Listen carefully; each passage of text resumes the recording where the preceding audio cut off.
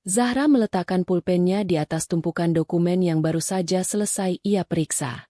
Jam di dinding ruang kerjanya yang luas menunjukkan pukul 8 malam. Ia melirik keluar jendela, ke arah taman belakang yang lampunya menyala temaram, memantulkan bayangan pepohonan di atas kolam renang yang tenang. Semuanya tampak sempurna, persis seperti kehidupan yang telah ia bangun selama 10 tahun terakhir bersama suaminya, Arga. Rumah ini adalah saksi bisu kerja kerasnya. Sebuah istana megah di kawasan elit ibu kota, yang setiap sudutnya ia rancang sendiri, dibeli dengan uang yang ia kumpulkan jauh sebelum Arga menjadi sesukses sekarang. Zahra adalah wanita karir sejati.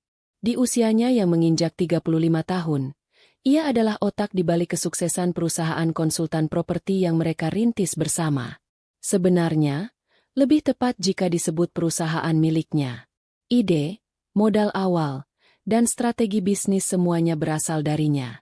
Arga, suaminya yang setahun lebih tua darinya, adalah wajah perusahaan. Dia tampan, karismatik, dan pandai merangkai kata. Kombinasi yang sempurna. Zahra membangun fondasi yang kokoh, sementara Arga memoles fasadnya hingga tampak berkilauan di mata klien dan kolega. Mereka adalah tim yang solid, atau setidaknya itulah yang selalu Zahra yakini. Hubungan mereka berdua berawal dari cinta di masa kuliah. Zahra, si mahasiswi cerdas dengan ambisi setinggi langit, dan Arga, pemuda populer dengan senyum menawan yang bisa meluluhkan hati siapa saja.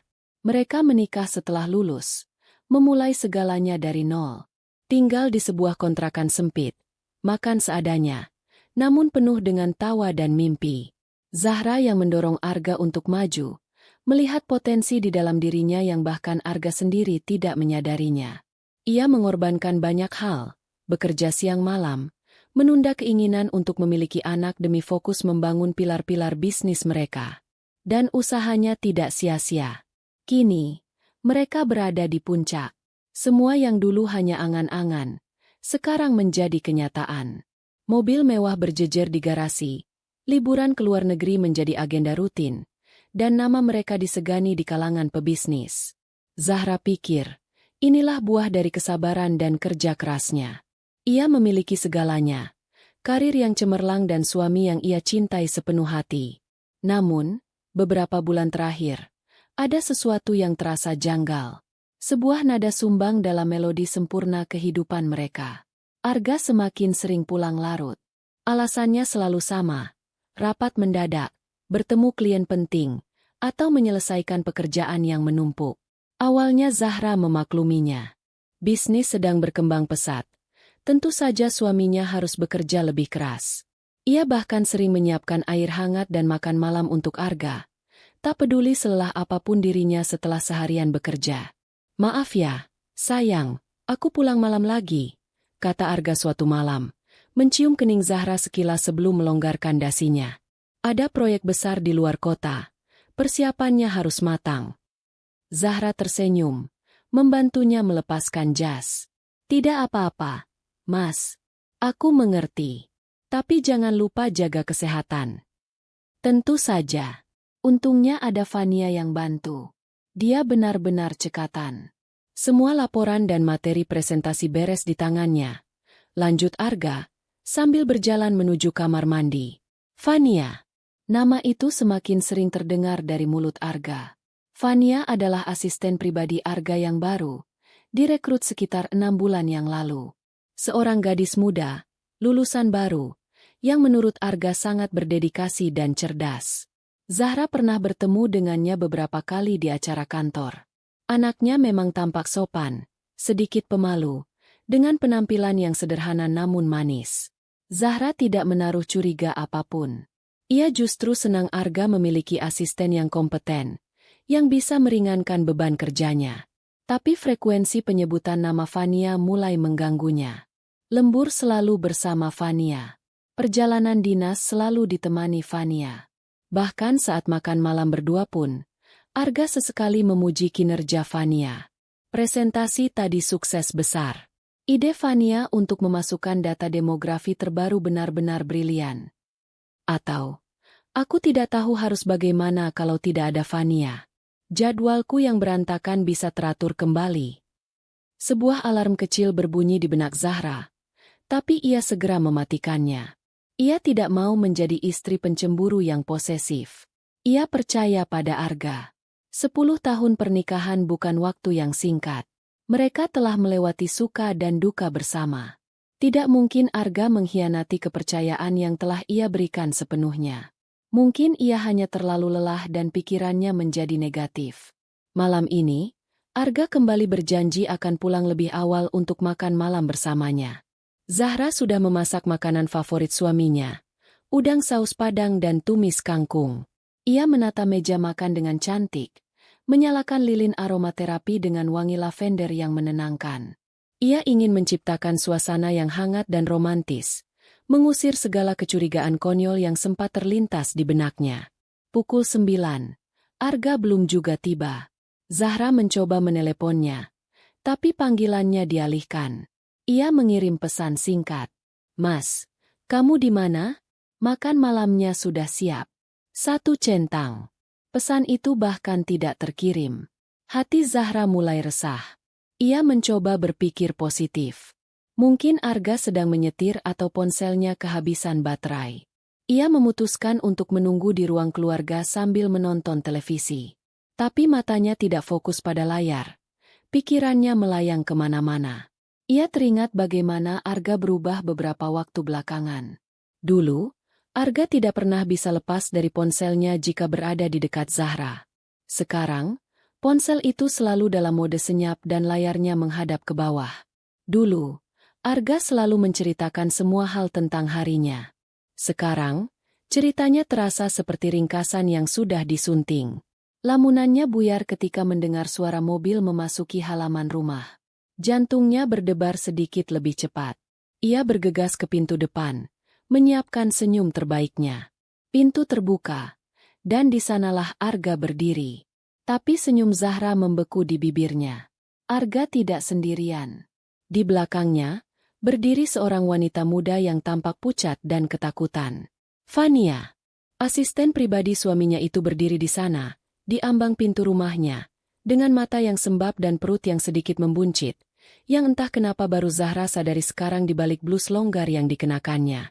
Zahra menatap Arga, meminta penjelasan tanpa kata. Wajah suaminya pias, tatapannya menghindari mata Zahra. "Zahra," panggil Arga dengan suara serak. "Ada yang harus kita bicarakan." Angin malam berembus masuk, terasa menusuk kulit Zahra. Wangi lavender dari ruang makan kini terasa memuakan. Ia tahu, surga yang selama ini ia tinggali, baru saja runtuh berkeping-keping di depan matanya.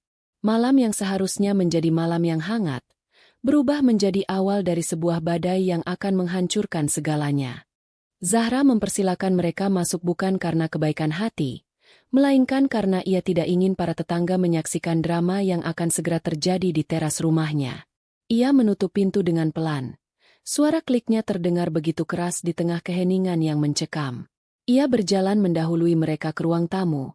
Setiap langkahnya terasa berat seolah kakinya terbuat dari timah. Ia tidak menyalakan lampu utama yang terang benderang, membiarkan ruangan itu hanya diterangi oleh lampu sudut yang redup, menciptakan bayang-bayang panjang yang menari-nari di dinding. Ia duduk di sofa tunggal, menyilangkan kakinya, dan menatap kedua tamunya yang tak diundang dengan tatapan dingin yang belum pernah ia tunjukkan sebelumnya. Posisinya lebih tinggi dari mereka berdua yang memilih duduk berdampingan di sofa panjang di hadapannya. Arga tampak seperti seorang pesakitan yang menunggu vonis, sementara Fania terus menundukkan kepala. Jemarinya saling bertaut di atas pangkuannya, bahunya bergetar menahan isak. Pemandangan itu begitu klise, seperti adegan dalam sinetron murahan yang sering ditertawakan oleh Zahra. Tapi malam ini, ia adalah tokoh utama dalam drama menyedihkan itu. "Jadi," Zahra memulai, suaranya terdengar tenang, datar, dan tajam seperti serpihan kaca. Ketenangan itu mengejutkan dirinya sendiri. Ia membayangkan akan berteriak, menangis, atau melempar barang, tapi yang keluar hanyalah keheningan beku. "Ada apa ini, Arga? Kenapa kamu membawa dia ke rumah ini?" Arga menelan ludah. Kerongkongannya terasa kering. Ia meraih tangan Fania, seolah mencari kekuatan. "Zahra, Maafkan aku. Aku tahu aku salah besar. Zahra mengangkat sebelah alisnya. Salah? Tentu saja kamu salah. Pertanyaanku bukan itu. Pertanyaanku adalah kenapa? Arga menarik napas dalam-dalam, lalu mengembuskannya perlahan. Fania, dia hamil. Ra. Meskipun Zahra sudah menduganya saat melihat perut buncit Fania di ambang pintu, mendengar kata-kata itu keluar langsung dari mulut suaminya terasa seperti hantaman palu godam di dadanya. Udara di paru-parunya seakan tersedot habis. Sakitnya bukan main. Sakit yang merambat dari ulu hati, menjalar ke seluruh tubuh, membuat ujung-ujung jarinya terasa kebas. 10 tahun ia menunda kehamilan demi membangun masa depan mereka. Dan sekarang, seorang wanita asing datang ke rumahnya, mengandung anak suaminya. Ironi yang begitu kejam. Zahra tidak bereaksi. Wajahnya tetap tanpa ekspresi. Kekosongan di matanya membuat Arga semakin gugup. Ia lebih suka Zahra marah atau berteriak daripada diam seperti ini.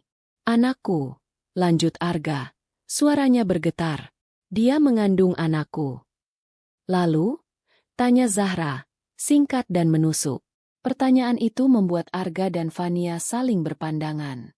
Mereka jelas tidak menyangka reaksi Zahra akan sedingin ini. Mungkin mereka berharap Zahra akan histeris, sehingga mereka bisa lebih mudah mengendalikannya dengan rasa bersalah. Ra, aku tidak bermaksud menyakitimu, kata Arga lagi. Nadanya memelas. Semuanya terjadi begitu saja. Aku hilaf. Hilaf. Zahra tertawa kecil. Tawa tanpa kegembiraan yang terdengar mengerikan. Hilaf itu sekali. Arga, kalau sampai perempuan ini hamil, itu bukan hilaf. Itu kebiasaan. Itu kesengajaan. Ia mengalihkan pandangannya pada Fania yang semakin menunduk. Dan kamu, desisnya. Kamu tahu dia sudah punya istri, kan? Fania akhirnya mengangkat wajahnya. Air mata mengalir deras di pipinya yang pucat. Maafkan saya, Bu Zahra. Saya juga tidak mau ini terjadi. Mas Arga bilang. Mas Arga? Potong Zahra dengan cepat. Nadanya penuh penekanan. Sejak kapan kamu memanggil suamiku dengan sebutan, Mas? Fania terdiam. Lidahnya keluh. Arga segera mengambil alih. Sudah, Ra. Jangan salahkan Fania sepenuhnya. Ini juga salahku. Aku yang salah. Tapi sekarang nasi sudah menjadi bubur. Ada janin yang tidak berdosa di dalam kandungannya. Kita harus mencari jalan keluar terbaik. Zahra bersandar di sofanya, menatap langit-langit sejenak sebelum kembali menatap mereka berdua dengan sorot mata yang menggelap. Jalan keluar terbaik? Jalan keluar terbaik adalah kalian berdua enyah dari hadapanku sekarang juga. Tidak bisa begitu, Zahra. Suara Arga sedikit meninggi. Keputusasaan mulai terdengar. Aku harus bertanggung jawab. Aku tidak mungkin meninggalkan Fania dalam kondisi seperti ini. Oh, jadi kamu mau bertanggung jawab? Sindir Zahra. Bagus. Itu memang seharusnya. Lalu apa rencanamu? Wahai pria yang bertanggung jawab? Ceraikan aku? Atau kamu pikir aku akan rela berbagi suami dengan asisten pribadimu? Disinilah momen yang paling ditakuti dan sekaligus paling ditunggu oleh Zahra tiba. Momen di mana kebusukan yang sebenarnya akan terungkap. Arga menatapnya dengan tatapan yang Zahra kenal sebagai tatapan, memohon pengertian. Tatapan yang sama yang ia gunakan dulu saat meminta Zahra untuk memberinya modal usaha. Tatapan manipulatif. Aku tidak akan pernah menceraikanmu. Ra, kamu adalah istriku, cintaku. Aku tidak bisa hidup tanpamu, katanya, mencoba terdengar tulus. Tapi aku juga harus menikahi Fania demi anak kami. Dunia Zahra benar-benar berhenti berputar. Poligami. Kata itu berdengung di telinganya. Suaminya, pria yang ia puja, yang ia bangun dari nol, kini memintanya untuk berbagi. Berbagi ranjang, berbagi kehidupan, berbagi masa depan. Sebelum Zahra sempat merespons, Fania angkat bicara dengan suara lirih yang dibuat-buat. Saya tidak akan mengganggu rumah tangga ibu. Saya janji. Saya hanya butuh status untuk anak saya. Saya rela menjadi istri kedua, Bu. Asal anak saya punya ayah yang sah. Zahra menatap Fania dengan jijik. Akting yang luar biasa. Ia memainkan perannya sebagai korban dengan sangat baik. Wanita lugu yang terperosok dalam dosa karena bujuk rayu pria beristri. Zahra bisa melihat ambisi dan kelicikan di balik selubung air mata itu. Jadi, itu jalan keluar kalian? Tanya Zahra dengan suara yang nyaris berbisik. Kalian datang ke sini, ke rumahku, mengumumkan perzinahan kalian, dan memintaku untuk menerima perempuan ini sebagai maduku? Begitu. Arga mengangguk pelan. Aku tahu ini berat untukmu, Rah. Tapi tolong, cobalah mengerti posisiku. Demi nama baik keluarga kita. Demi masa depan anak ini. Zahra terdiam cukup lama, membiarkan kata-kata Arga menggantung di udara. Nama baik keluarga? Keluarga yang mana? Keluarga yang baru saja ia hancurkan? Ia menatap wajah suaminya lekat-lekat, mencoba mencari sisa-sisa Arga yang dulu ia kenal. Pria sederhana dengan mimpi besar yang selalu menggenggam tangannya erat. Tapi ia tidak menemukannya. Yang ada di hadapannya adalah seorang pengecut. Seorang oportunis yang serakah. Lalu, Arga mengucapkan kalimat yang menjadi paku terakhir di peti mati pernikahan mereka. Kalimat yang membunuh semua sisa cinta dan harapan di hati Zahra, dan menggantinya dengan kebencian yang murni dan dingin. Dan ada satu hal lagi, Ra, kata Arga ragu-ragu. Karena semua terjadi begitu cepat, kami belum punya persiapan apa-apa. Kami butuh biaya untuk pernikahan. Aku harap kamu mau membantu kami. Anggap saja ini sebagai... Zahra tidak membiarkannya selesai. Ia berdiri dari sofanya. Gerakannya begitu cepat hingga membuat Arga dan Fania terlonjak kaget. Cukup, kata Zahra. Suaranya tidak lagi dingin, tapi membara seperti api. Cukup. Ia berjalan mendekati mereka, berhenti tepat di depan Arga. Ia menatap lurus ke mata suaminya. Kamu datang ke rumah yang aku beli dengan keringatku, duduk di sofa yang aku pilih, setelah meniduri perempuan lain hingga hamil, lalu kamu memintaku untuk menerima poligami, dan tidak hanya itu, kamu juga memintaku untuk membiayai pernikahan kalian. Setiap kata adalah tamparan. Arga tidak sanggup menatap mata Zahra yang menyala-nyala. Apa kamu pikir aku ini bodoh, Arga? Apa kamu pikir aku ini malaikat tanpa hati yang akan tersenyum dan merestui pengkhianatan kalian? Zahra beralih ke Fania, yang kini gemetar ketakutan. Dan kamu, jangan berakting menjadi korban di depanku. Kamu tahu persis apa yang kamu lakukan. Kamu mengincar suamiku, mengincar hartanya, mengincar kehidupan nyaman yang tidak pernah bisa kamu dapatkan dengan usahamu sendiri. Dan kamu menggunakan perutmu itu sebagai senjata. Keluar, teriak Zahra. Suaranya menggema di seluruh ruangan. Ia menunjuk ke arah pintu. Keluar dari rumahku sekarang juga. Arga mencoba meraih lengan Zahra. Ra, dengarkan aku dulu. Kita bisa bicarakan ini baik-baik. Zahra menepis tangannya dengan kasar. Tidak ada lagi yang perlu dibicarakan. Hubungan kita selesai malam ini. Detik ini juga. Ia menarik napas, mencoba menenangkan dirinya sejenak. Lalu menatap mereka berdua dengan tatapan paling dingin yang bisa ia kumpulkan. Kamu mau bertanggung jawab? Silakan. Nikahi dia. Tapi jangan harap sepeser pun uang dariku. Dan rumah ini, mobil ini, perusahaan ini, semuanya milikku. Kamu tidak punya apa-apa. Arga, kamu datang padaku tanpa membawa apa-apa. Dan kamu akan pergi tanpa membawa apa-apa. Ia berjalan ke arah pintu dan membukanya lebar-lebar. Pergi, atau aku akan memanggil satpam untuk menyeret kalian keluar. Arga menatap Zahra dengan tidak percaya. Ia tidak pernah melihat sisi Zahra yang seperti ini. Ia selalu mengenal Zahra yang lembut, pengertian, dan pemaaf. Ia tidak menyangka Zahra bisa sekeras ini. Melihat Arga yang ragu, Fania menarik-narik lengan bajunya. Mas, ayo kita pergi dulu. Nanti kita bicara lagi kalau Bu Zahra sudah tenang. Arga akhirnya berdiri, menarik Fania bersamanya. Saat melewati ambang pintu, Ia berhenti dan menoleh ke arah Zahra. Kamu akan menyesali ini, Zahra. Zahra tersenyum sinis. Oh, aku jamin tidak. Tapi kamu pasti akan menyesal. Setelah mereka berdua benar-benar hilang dari pandangan, Zahra membanting pintu dengan sekuat tenaga. Ia bersandar di balik pintu, tubuhnya luruh ke lantai. Kakinya tidak sanggup lagi menopang berat badannya. Keheningan rumah tiba-tiba terasa begitu memekakan. Disinilah tangisnya pecah.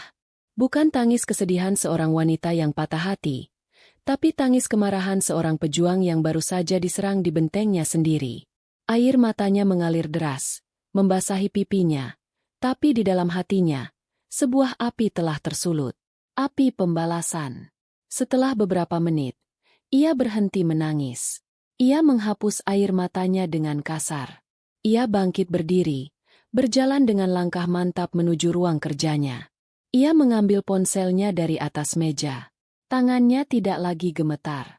Jarinya dengan cepat mencari sebuah nama di daftar kontak. Nadira, sahabatnya sejak kuliah. Seorang pengacara perceraian terbaik di kota ini. Panggilan itu tersambung pada dering kedua. Halo, Ra? Tumben menelepon malam-malam. Zahra menarik napas dalam-dalam. Suaranya terdengar sangat tenang. Nadira, aku butuh pengacara. Aku mau gugat cerai Arga. Dan aku mau kamu memastikan dia tidak mendapatkan apapun. Aku ingin dia dan perempuan itu miskin. Aku ingin mereka menjadi gelandangan. Di seberang telepon, Nadira terdiam sejenak, terkejut mendengar nada suara sahabatnya. Tapi sebagai seorang profesional, ia tahu apa yang harus dikatakan. Aku akan siapkan semuanya. Datanglah ke kantorku besok pagi. Bawa semua dokumen yang kamu punya. Perang akan kita mulai. Zahra tidak tidur semalam suntuk. Setelah panggilan teleponnya dengan Nadira berakhir, ia tidak kembali ke kamar tidur yang terasa asing dan dingin itu. Kamar yang ranjangnya kini terasa tercemar oleh kebohongan. Sebagai gantinya, ia menghabiskan sisa malam di ruang kerjanya. Ditemani secangkir kopi hitam pekat yang sudah mendingin, ia duduk di kursi kulitnya yang nyaman, menatap kosong ke arah deretan penghargaan bisnis yang terpajang di dinding. Dulu, piala-piala berkilauan itu adalah simbol kebanggaan, bukti dari kerja keras dan kemitraan yang ia kira solid bersama Arga. Malam ini, semua itu terasa seperti lelucon pahit. Ia tidak menangis lagi. Air matanya sudah kering, digantikan oleh kekosongan yang aneh. Kekosongan yang diisi oleh amarah yang membara pelan dan mantap, seperti bara api di bawah tumpukan abu. Pikirannya bekerja dengan kecepatan luar biasa, memutar ulang setiap kejadian, setiap percakapan, setiap kejanggalan kecil selama berbulan-bulan terakhir yang kini tampak begitu jelas. Cara Arga yang sering menyembunyikan layar ponselnya. Alasan lembur yang terdengar semakin tidak masuk akal. Hadiah-hadiah kecil yang Arga berikan padanya, yang sekarang ia sadari mungkin adalah cara untuk menutupi rasa bersalah. Semuanya membentuk sebuah mozaik pengkhianatan yang utuh dan menjijikan. Pukul 7 pagi, tanpa mandi, Zahra mengganti pakaian tidurnya dengan setelan kerja yang paling formal yang ia miliki.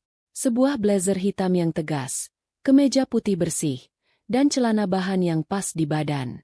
Ia mengikat rambutnya ke belakang dengan kencang, memoleskan lipstik merah menyala pada bibirnya.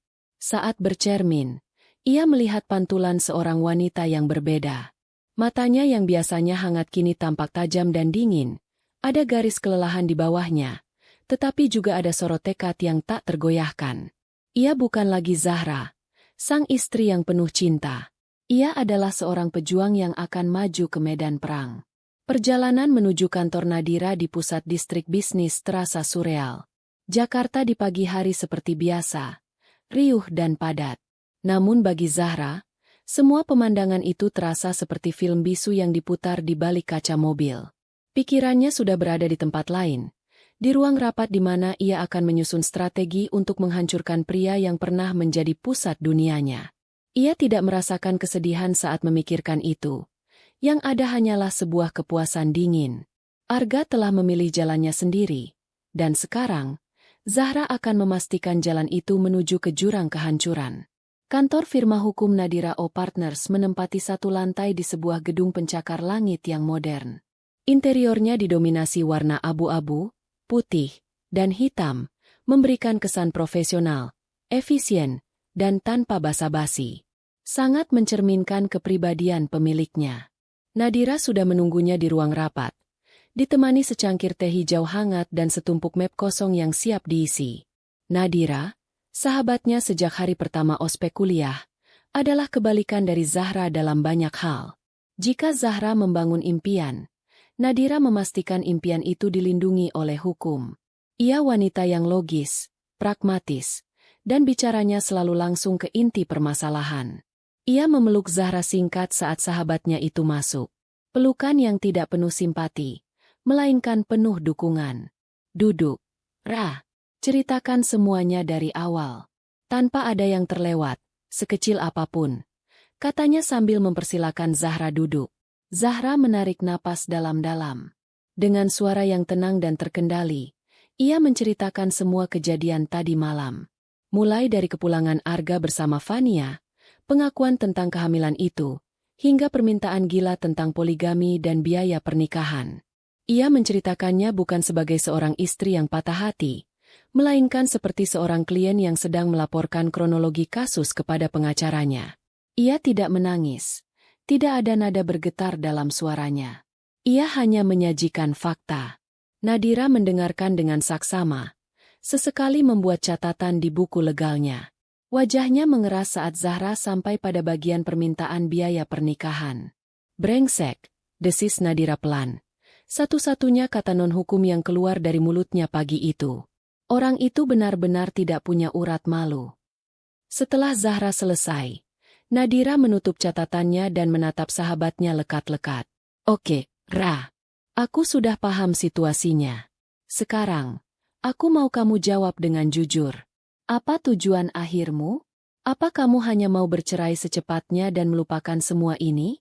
Atau kamu mau apa yang kamu katakan di telepon tadi malam? Aku mau yang kedua.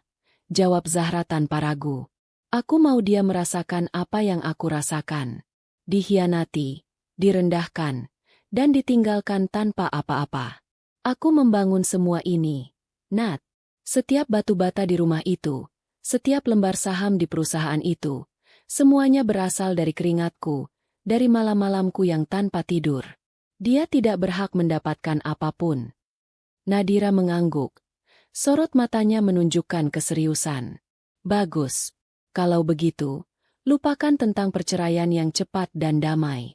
Ini akan menjadi perang. Ra. Perang yang kotor dan melelahkan. Kamu siap?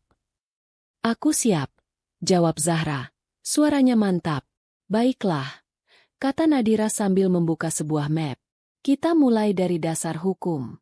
Dalam kasus perceraian, ada yang namanya harta gonogini atau harta bersama, yaitu semua aset yang didapat selama masa pernikahan.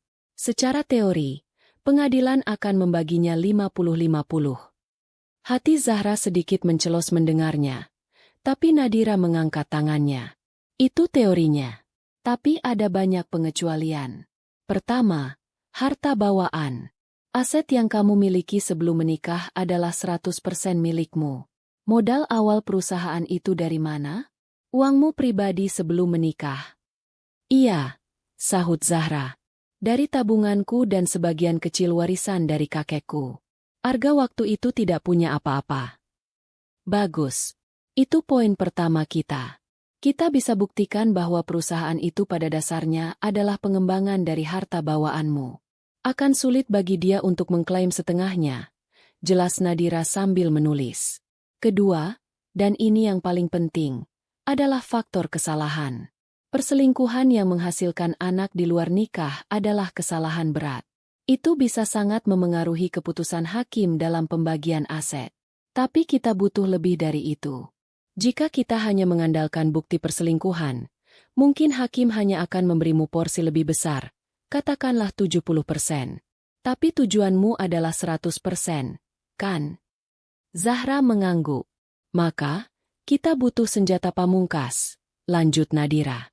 Kita harus membuktikan bahwa Arga tidak hanya berkhianat secara personal, tapi juga secara finansial. Kita harus buktikan dia melakukan penyelewengan dana, baik dari rekening bersama maupun dari kas perusahaan, untuk membiayai perselingkuhannya. Jika kita bisa membuktikan itu, kita bukan hanya menggugat cerai, kita bisa menuntutnya atas penggelapan.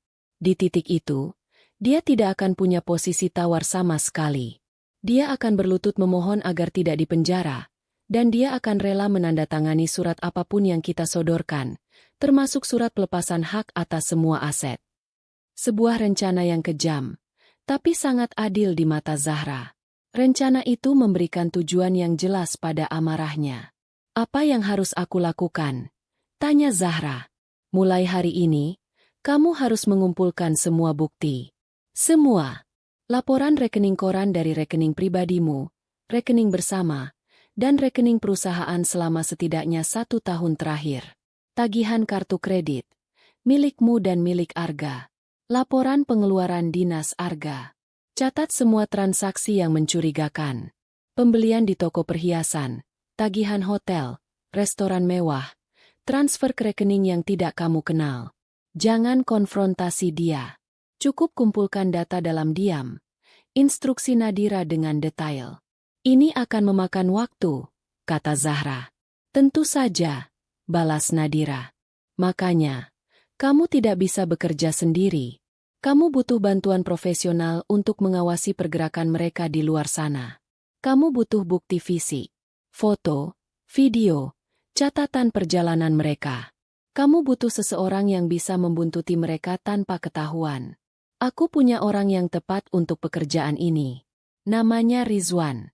Dia investigator swasta terbaik yang pernah aku kenal. Cepat, efisien, dan sangat rapi. Tapi biayanya tidak murah. Aku tidak peduli soal biaya, potong Zahra. Berapapun akan aku bayar. Hubungi dia sekarang. Nadira tersenyum tipis, melihat api di mata sahabatnya. Aku sudah menduga kamu akan bilang begitu. Aku akan atur pertemuanmu dengannya siang ini. Nadira kemudian menjelaskan langkah-langkah hukum selanjutnya. Mengajukan gugatan, mempersiapkan saksi, mengamankan aset-aset atas nama Zahra. Setiap kalimatnya adalah sebuah peluru yang akan mereka tembakkan nanti. Selama 1 jam berikutnya, ruang rapat itu berubah menjadi markas komando perang. Zahra, yang semalam masih menjadi korban, kini telah bertransformasi sepenuhnya menjadi seorang komandan. Ketika Zahra meninggalkan kantor Nadira, matahari sudah cukup tinggi. Langit Jakarta yang biasanya kelabu tampak biru cerah. Ia merasa beku di dalam hatinya telah mencair, digantikan oleh energi yang membara. Ia tidak lagi merasa hancur. Ia merasa hidup. Ia punya misi. Misi untuk mengambil kembali semua yang menjadi miliknya dan memastikan para pengkhianat itu membayar setiap air mata dan rasa sakit yang telah mereka sebabkan. Ia mengambil ponselnya dan melihat ada belasan panggilan tak terjawab dari Arga. Ia mengabaikannya dan langsung menelepon nomor yang baru saja dikirimkan oleh Nadira. Halo, dengan Rizwan? Tanyanya saat panggilan itu dijawab oleh suara pria yang dalam dan tenang. Benar. Saya Zahra. Klien dari Nadira. Saya butuh jasa Anda. Perang telah resmi dimulai. Pertemuan dengan Rizwan diatur di sebuah kedai kopi yang tidak terlalu ramai di pinggiran kota. Tempat yang netral dan tidak menarik perhatian. Rizwan sama sekali tidak seperti gambaran detektif swasta di film-film. Ia tidak mengenakan topi fedora atau mantel panjang. Ia adalah seorang pria berusia akhir 30-an, berperawakan biasa, dengan penampilan yang sangat mudah dilupakan. Ia mengenakan kemeja polo sederhana dan celana jeans. Satu-satunya yang menonjol adalah matanya yang tajam dan jeli, seolah mampu memindai semua yang ada di sekelilingnya tanpa terlihat mencolok. Ibu Zahra, sapanya dengan nada datar namun sopan, sambil mempersilakan Zahra duduk. Nadira sudah memberikan gambaran umum tentang kasus Anda. Subjeknya adalah suami Anda, Arga, dan asistennya, Fania. Zahra mengangguk. Benar. Apa tujuan utama dari investigasi ini? Apa Anda butuh bukti perselingkuhan? Atau ada hal spesifik lainnya? Tanya Rizwan langsung ke inti. Saya butuh semuanya, jawab Zahra. Saya tidak hanya butuh bukti mereka bersama. Saya butuh jadwal harian mereka. Di mana mereka bertemu, jam berapa, berapa lama, kemana saja mereka pergi, siapa yang mereka temui. Dan yang paling penting, Zahra mencondongkan tubuhnya sedikit. Saya butuh bukti transaksi keuangan. Di mana mereka makan, di mana mereka belanja, hotel mana yang mereka gunakan. Saya butuh bukti konkret bahwa suami saya menggunakan uang, baik itu uang pribadi kami maupun uang perusahaan, untuk membiayai wanita itu. Rizwan mendengarkan tanpa ekspresi, lalu mengangguk kecil. Saya mengerti. Ini investigasi komprehensif. Saya butuh foto terbaru kedua subjek, nomor plat mobil yang biasa mereka gunakan, alamat kantor, dan jika ada, alamat tempat tinggal Fania. Zahra sudah menyiapkan semuanya dalam sebuah amplop coklat. Ia menyerahkannya kepada Rizwan. Di dalamnya ada semua yang Anda butuhkan, termasuk akses login sementara ke pelacak GPS di mobil yang biasa dipakai Arga. Saya harap itu membantu. Rizwan melirik isi amplop sekilas, lalu menatap Zahra dengan sedikit rasa kagum. Ini lebih dari cukup. Saya akan mulai bekerja hari ini. Laporan akan saya kirimkan via email terenkripsi setiap 2 hari sekali. Harap jangan hubungi saya kecuali dalam keadaan darurat. Saya yang akan menghubungi Anda. Biaya dan kontrak sudah saya kirimkan ke email Nadira. Pertemuan itu tidak berlangsung lebih dari 15 menit. Cepat, efisien, dan impersonal. Persis seperti yang Zahra butuhkan. Sekembalinya ke rumah, Zahra mengubah ruang kerjanya menjadi pusat komando. Rumah yang besar dan mewah itu kini terasa seperti cangkang kosong. Ia menyuruh asisten rumah tangganya untuk mengambil cuti selama beberapa hari dengan alasan ia butuh waktu sendiri. Ia tidak mau ada mata lain yang melihat apa yang akan ia lakukan. Misi pertamanya adalah membuka kotak Pandora keuangan mereka.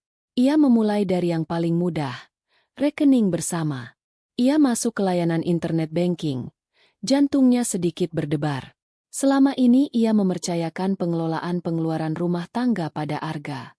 Ia hanya memastikan sejumlah besar uang ditransfer ke rekening itu setiap bulan, tanpa pernah memeriksa detailnya.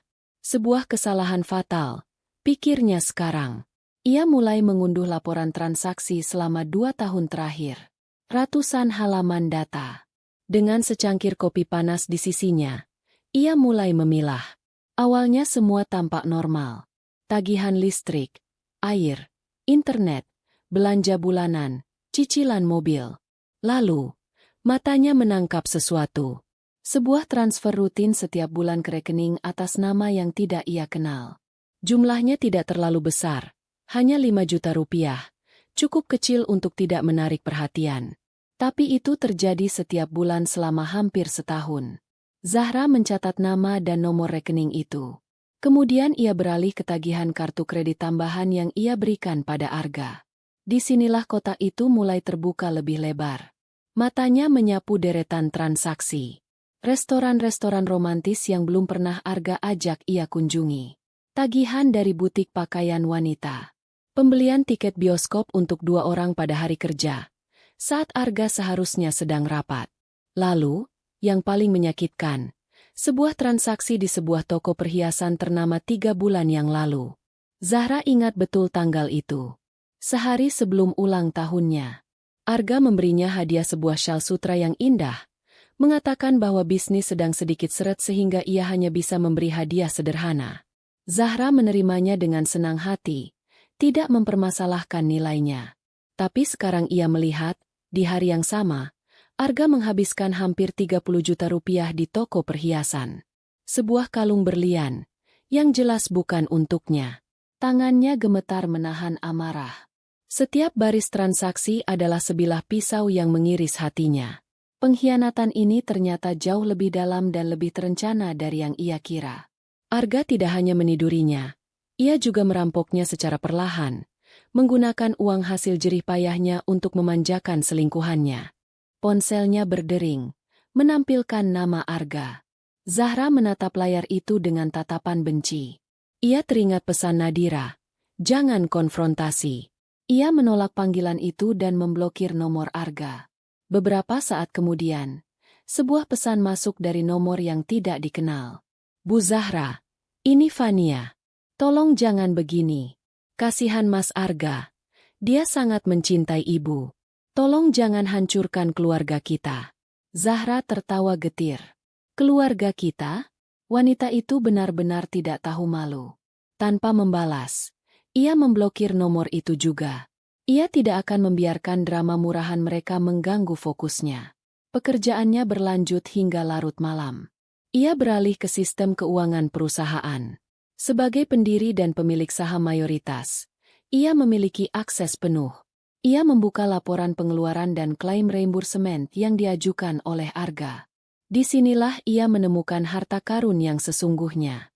Perjalanan dinas ke Bali bulan lalu, yang Arga katakan sebagai pertemuan melelahkan dengan investor. Zahra menemukan Arga tidak hanya memesan tiket pesawat untuk dirinya sendiri, tetapi juga untuk Fania, di penerbangan yang sama. Mereka menginap di sebuah villa pribadi dengan kolam renang, bukan di hotel bisnis seperti yang dilaporkan Arga. Semua biaya, dari villa mewah hingga makan malam di tepi pantai, dibebankan ke perusahaan sebagai biaya representasi klien. Perjalanan ke Singapura 2 bulan sebelumnya. Laporan Arga berisi jadwal rapat yang padat dari pagi hingga malam. Kenyataannya, Zahra menemukan tagihan dari Universal Studios, butik-butik di Marina Bay Sands, dan sebuah klinik kandungan ternama di Mount Elizabeth Hospital. Jantung Zahra berdebar kencang. Jadi, mereka sudah tahu tentang kehamilan itu sejak di Singapura? Dan mereka memeriksakannya di salah satu rumah sakit termahal? Semua menggunakan uang perusahaan. Amarah Zahra mencapai puncaknya. Ini bukan lagi sekadar perselingkuhan. Ini adalah penipuan. Kriminal. Arga telah secara sistematis menggerogoti perusahaan yang ia bangun dengan darah dan air mata. Ia bekerja tanpa lelah. Matanya perih karena menatap layar laptop terlalu lama. Ia mengumpulkan setiap bukti, setiap faktur palsu, setiap laporan fiktif. Ia menyimpannya dalam folder khusus di komputernya, memberinya nama Operasi Puing-Puing Karma. Tepat saat fajar menyingsing, sebuah email masuk. Pengirimnya, Rizwan.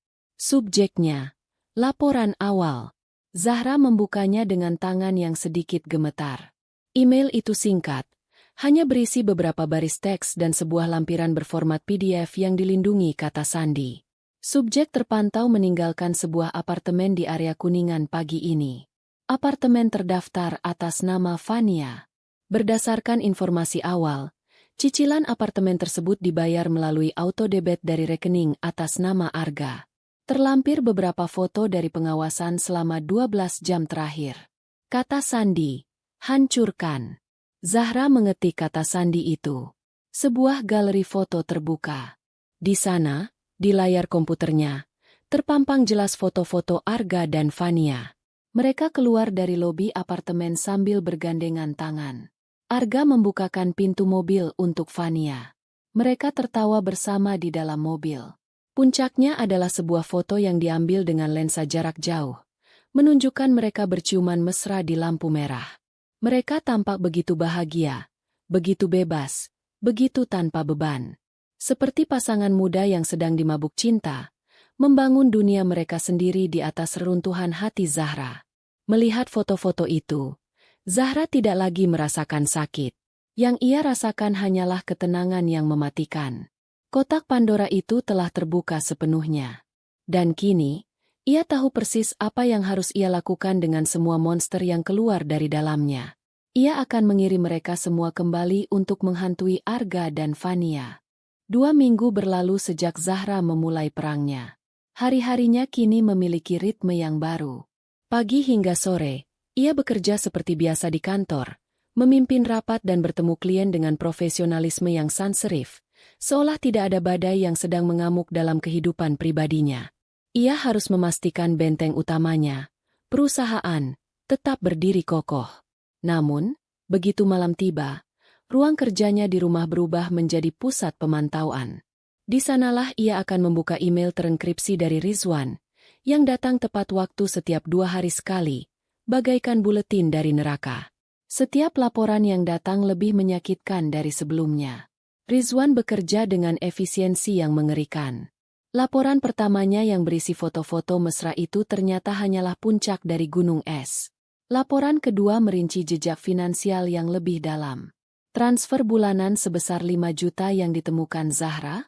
Rizwan berhasil melacaknya ke rekening atas nama ibu kandung Fania di kampung. Sebuah uang tutup mulut. Atau mungkin uang untuk menunjukkan status sebagai calon menantu yang berbakti. Rizwan juga mengonfirmasi bahwa cicilan apartemen mewah yang ditinggali Fania memang dibayar oleh Arga. Apartemen itu dibeli setahun yang lalu. Artinya hubungan mereka sudah serius jauh sebelum Fania hamil. Kebohongan Arga yang mengatakan, semuanya terjadi begitu saja, kini terdengar seperti lawakan yang paling tidak lucu. Laporan ketiga berisi kesaksian. Rizwan berhasil mewawancarai seorang petugas kebersihan di gedung apartemen Fania. Dengan sedikit uang rokok, petugas itu bercerita dengan lancar. Ia mengatakan bahwa Arga sudah dianggap sebagai penghuni tetap. Mobilnya bebas keluar masuk, dan ia sering menginap, terutama di akhir pekan. Petugas itu bahkan pernah membantu mereka membawa barang-barang belanjaan yang isinya pakaian bayi dan perabotan mahal. Mereka seperti suami istri muda yang sedang menanti anak pertama. Bu, mesra sekali. Begitu bunyi kutipan dalam laporan Rizwan. Zahra membacanya tanpa ekspresi. Hatinya sudah terlalu kebas untuk merasakan sakit. Laporan-laporan berikutnya adalah parade dari gaya hidup mewah yang mereka jalani di belakangnya. Tagihan dari spa dan salon kecantikan untuk Fania. Bukti pemesanan kelas yoga prenatal di studio paling elit. Bahkan ada bukti Arga menyewa seorang desainer interior untuk mendekorasi kamar bayi di apartemen Fania.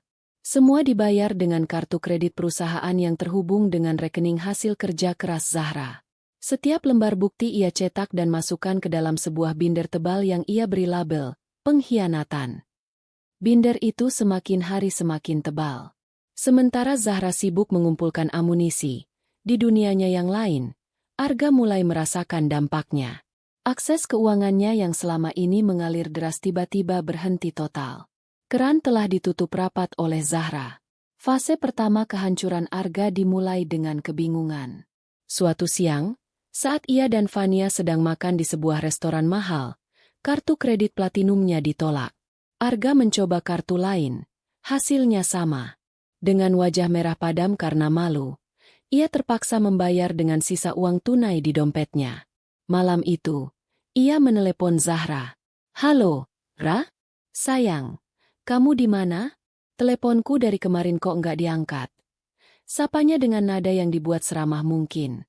Zahra, yang sedang memeriksa dokumen, menjawab tanpa mengalihkan pandangan. "Aku sibuk." "Oh, sibuk ya? Gini, sayang, kayaknya ada masalah sama kartu kreditku, deh. Dari tadi siang ditolak terus. Kamu bisa tolong cek ke pihak bank, nggak?"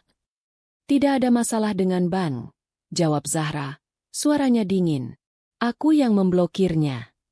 Terdengar keheningan sejenak di seberang telepon. Kamu yang blokir? Kenapa?"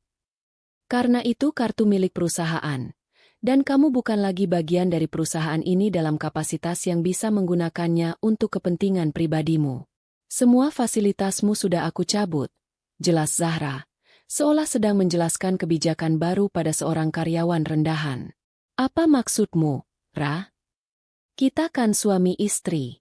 Apa yang jadi milikmu, jadi milikku juga." Suara Arga mulai meninggi. "Dulu mungkin begitu. Sekarang tidak lagi. Bicaralah dengan pengacaraku jika ada yang tidak jelas," kata Zahra, lalu langsung menutup teleponnya. Itu adalah awal dari serangkaian teror telepon dan pesan singkat. Setelah kebingungan, datanglah fase permohonan. Arga mulai mengirim pesan-pesan panjang yang memelas. "Ra, tolonglah, jangan begini. Aku butuh uang untuk biaya pemeriksaan Fania. Kandungannya harus rutin diperiksa. Kasihan anak kita. Anak kita." Zahra tersenyum sinis membaca kata-kata itu. "Sayang, aku tahu aku salah. Aku minta maaf. Aku akan lakukan apa saja, asal kamu mau memaafkanku. Tolong aktifkan lagi kartunya, ya?" Zahra hanya membaca pesan-pesan itu, menyimpannya sebagai bukti, dan tidak pernah membalasnya. Fania pun ikut bermain. Ia mengirim pesan dari nomor yang berbeda, kali ini dengan nada yang lebih dramatis. Bu Zahra, saya mohon atas nama seorang wanita dan calon ibu. Tolong jangan siksa kami seperti ini. Apa ibu tidak punya hati? Ini bukan tentang saya, tapi tentang bayi yang tidak berdosa ini. Dia butuh susu, butuh popok, butuh biaya untuk lahir. Zahra membaca pesan itu sambil menyeruput tehnya. Ia sama sekali tidak tergerak. Jika Fania begitu khawatir dengan nasib bayinya, seharusnya ia tidak tidur dengan suami orang. Ketika permohonan mereka tidak membuahkan hasil, topeng mereka pun benar-benar terlepas. Fase ketiga, fase ancaman dan penghinaan, dimulai. Suatu malam, Arga meneleponnya dalam keadaan mabuk. Kali ini, tidak ada lagi panggilan, sayang. Zahra, angkat teleponnya, perempuan sialan. Teriaknya dalam pesan suara. Kamu pikir kamu siapa bisa memperlakukanku seperti ini? Harta itu milik kita berdua. Aku akan menuntutmu. Aku akan pastikan kamu tidak mendapatkan apa-apa. Kamu akan menyesal seumur hidupmu. Pesan berikutnya lebih kejam. Kamu itu cuma wanita gila kerja yang dingin. Kamu tidak pernah bisa memberiku kebahagiaan sejati. Fania memberiku semua yang tidak bisa kamu berikan. Dia memberiku seorang anak. Sementara kamu itu mandul. Kata, mandul, itu sempat membuat dada Zahra sesak. Mereka berdua yang memutuskan untuk menunda punya anak. Tapi sekarang Arga menggunakannya sebagai senjata untuk menyakitinya. Namun, rasa sakit itu hanya berlangsung sesaat. Ia menarik napas dalam-dalam, menyimpan file audio pesan suara itu, dan mengirimkannya ke Nadira dengan subjek, bukti kekerasan verbal. Fania juga menunjukkan warna aslinya. Pesan-pesannya berubah dari memelas menjadi penuh kebencian. Dasar perempuan egois. Pantesan Mas Arga tidak betah sama kamu. Kamu itu cuma peduli sama uang dan pekerjaanmu. Kamu irikan karena aku bisa memberikan Mas Arga keturunan? Nikmati saja hartamu itu sendirian sampai tua. Setiap pesan, setiap panggilan, setiap ancaman yang mereka lontarkan justru semakin memperkuat tekad Zahra. Mereka tidak menunjukkan penyesalan sedikitpun atas perbuatan mereka. Yang mereka sesali hanyalah hilangnya akses mereka terhadap uang. Cinta dan hubungan mereka ternyata hanya seharga limit kartu kredit. Pengkhianatan mereka tidak hanya emosional, tapi juga transaksional. Suatu sore, Zahra sedang dalam perjalanan pulang saat sebuah mobil memotong jalannya dengan tiba-tiba, memaksanya menepi. Arga keluar dari mobil itu dengan wajah marah dan mata merah. Ia menggedor-gedor kaca jendela mobil Zahra. "Buka, Zahra, kita perlu bicara," teriaknya, mengabaikan tatapan orang-orang di sekitar. Zahra mengunci pintunya dan dengan tenang mengambil ponselnya. Ia tidak membuka jendela, ia hanya mulai merekam video. Arga yang melihat itu semakin murka. Ia memaki-maki Zahra dengan kata-kata kasar, menendang ban mobilnya, dan memukul-mukul kap mesin. Pemandangan seorang pria tampan dan berwibawa yang biasanya ia tunjukkan di depan publik, kini telah lenyap, digantikan oleh sosok monster yang putus asa. Setelah beberapa menit, Arga akhirnya menyerah dan pergi saat melihat beberapa orang mulai mendekat. Malam itu, Zahra mengirimkan video rekamannya kepada Nadira. "Bagus," balas Nadira singkat. "Ini bisa kita gunakan untuk mengajukan surat perintah penahanan sementara jika dia mencoba mendekatimu lagi. Dia sudah menggali lubang kuburnya sendiri." Ra. Zahra menatap binder, pengkhianatan, yang kini sudah sangat tebal di atas mejanya. Di dalamnya ada bukti perselingkuhan, bukti penggelapan, bukti kekerasan verbal, dan sekarang, bukti intimidasi fisik. Topeng mereka berdua telah terlepas sepenuhnya, menampakkan wajah asli yang serakah dan busuk. Tidak ada lagi keraguan di hati Zahra. Ia tidak sedang menghancurkan seorang pria yang ia cintai. Ia sedang membasmi parasit yang selama ini menggerogoti hidupnya. Dengan tumpukan bukti yang menggunung, Zahra merasa sudah waktunya untuk beralih dari mode bertahan dan mengumpulkan informasi ke mode menyerang. Pagi itu, Ia datang ke kantor Nadira bukan dengan wajah tegang seorang klien, melainkan dengan aura tenang seorang CEO yang akan mempresentasikan rencana bisnis. Ia meletakkan binder tebal itu di atas meja rapat di antara mereka. "Ini hasilnya," kata Zahra. Suaranya mantap. "Semua yang kamu minta, dan mungkin lebih." Nadira membuka binder itu. Matanya yang tajam memindai halaman demi halaman. Laporan Rizwan, cetakan transaksi bank, tagihan kartu kredit yang sudah ditandai dengan stabilo warna-warni, foto-foto, hingga transkrip pesan suara Arga yang penuh makian. Sesekali ia mengangguk-angguk kecil. Bibirnya menyunggingkan senyum tipis yang dingin. "Luar biasa, Ra," kata Nadira setelah memeriksa beberapa bagian secara acak. "Ini bukan lagi kasus perceraian. Ini adalah pembantaian hukum. Kita punya semua yang kita butuhkan untuk membuatnya tidak berkutik." Ia menutup binder itu. "Jadi, kita eksekusi rencananya sekarang." "Sekarang," jawab Zahra tanpa ragu. Strategi mereka, yang telah disusun sejak awal, kini siap untuk dijalankan. 3 cabang serangan yang akan dilancarkan secara simultan untuk melumpuhkan Arga sepenuhnya. Langkah pertama adalah mengamankan benteng keuangan.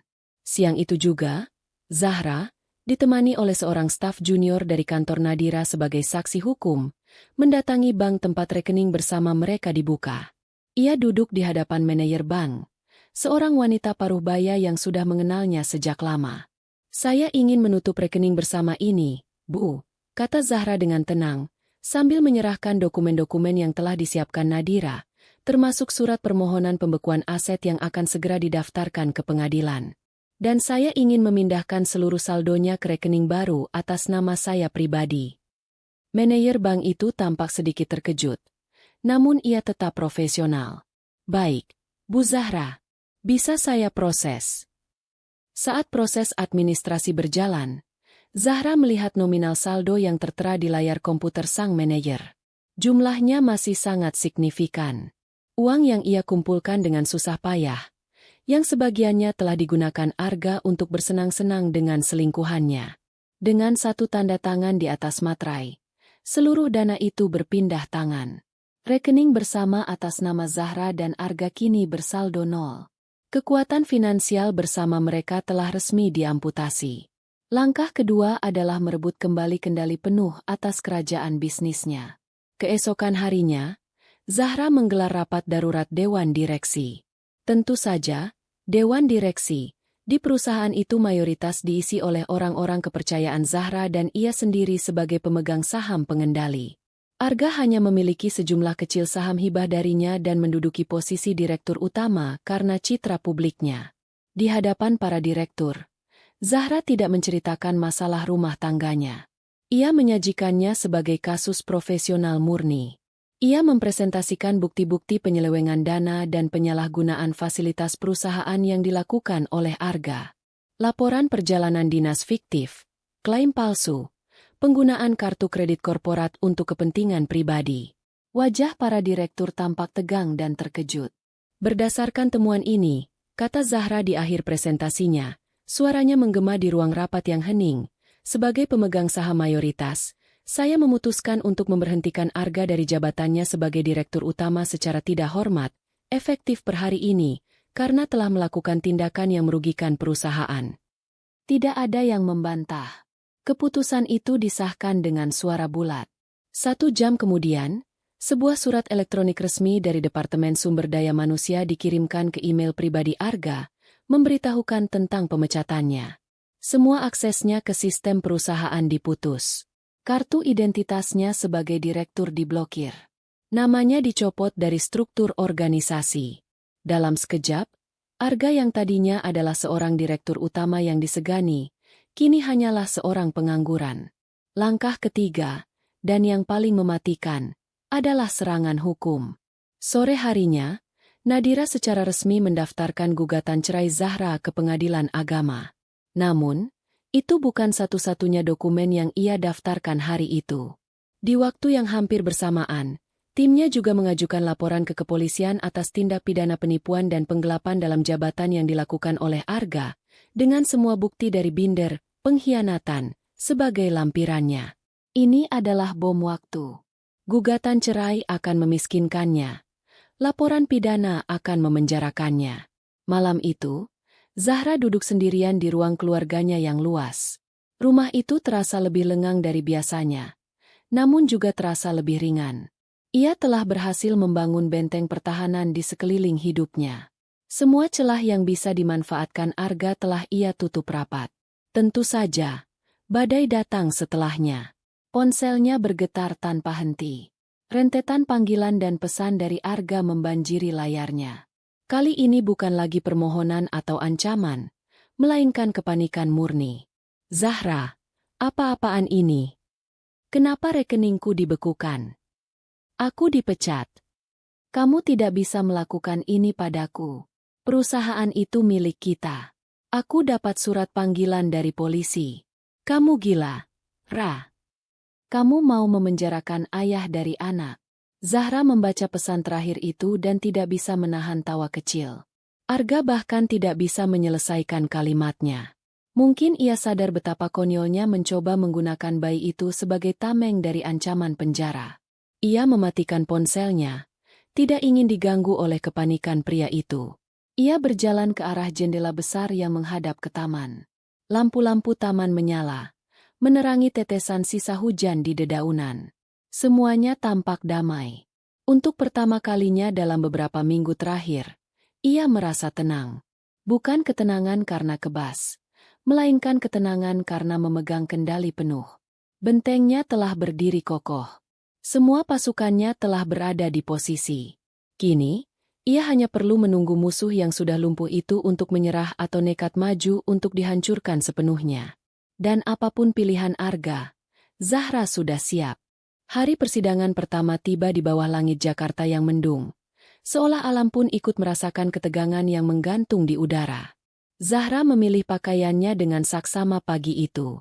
Bukan gaun atau rok yang biasa ia kenakan, melainkan sebuah setelan celana berwarna biru dongker yang dijahit khusus, memberikannya siluet yang tajam dan berwibawa.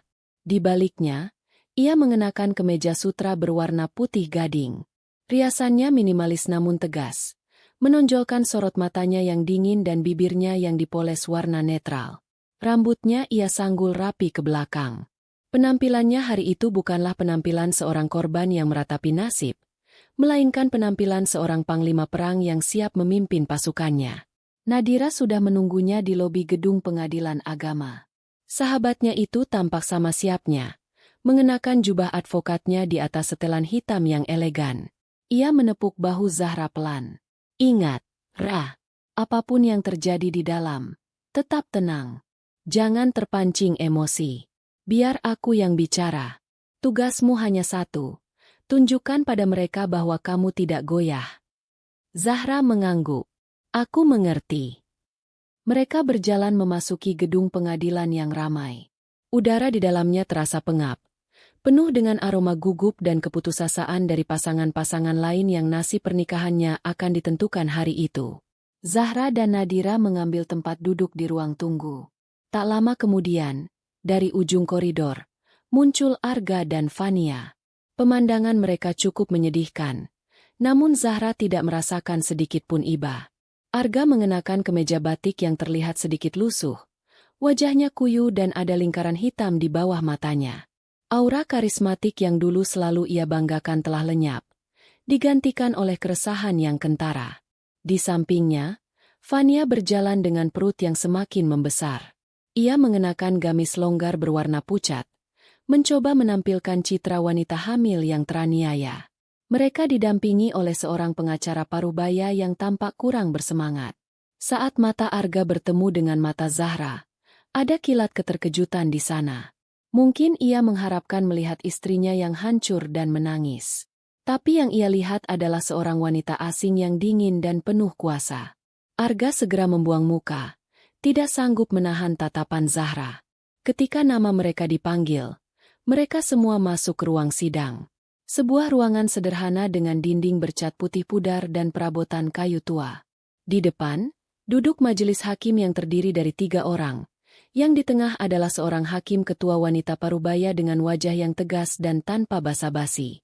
Sidang dimulai dengan formalitas biasa. Pembacaan gugatan, verifikasi identitas, dan tawaran mediasi yang langsung ditolak mentah-mentah oleh Nadira atas nama Zahra. Klien saya tidak melihat ada jalan untuk mediasi, Yang Mulia, kata Nadira dengan tegas. Hakim Ketua menghela napas, seolah sudah terbiasa dengan hal itu. Baiklah, kalau begitu, kita lanjutkan. Pihak penggugat sudah mengajukan gugatannya. Sekarang, saya berikan kesempatan pada pihak tergugat untuk menyampaikan jawabannya. Pengacara Arga berdiri. Dengan suara yang kurang meyakinkan, ia mulai membacakan pembelaannya. Isinya persis seperti yang sudah diprediksi oleh Nadira. Ia mengakui adanya ketidakcocokan dalam rumah tangga.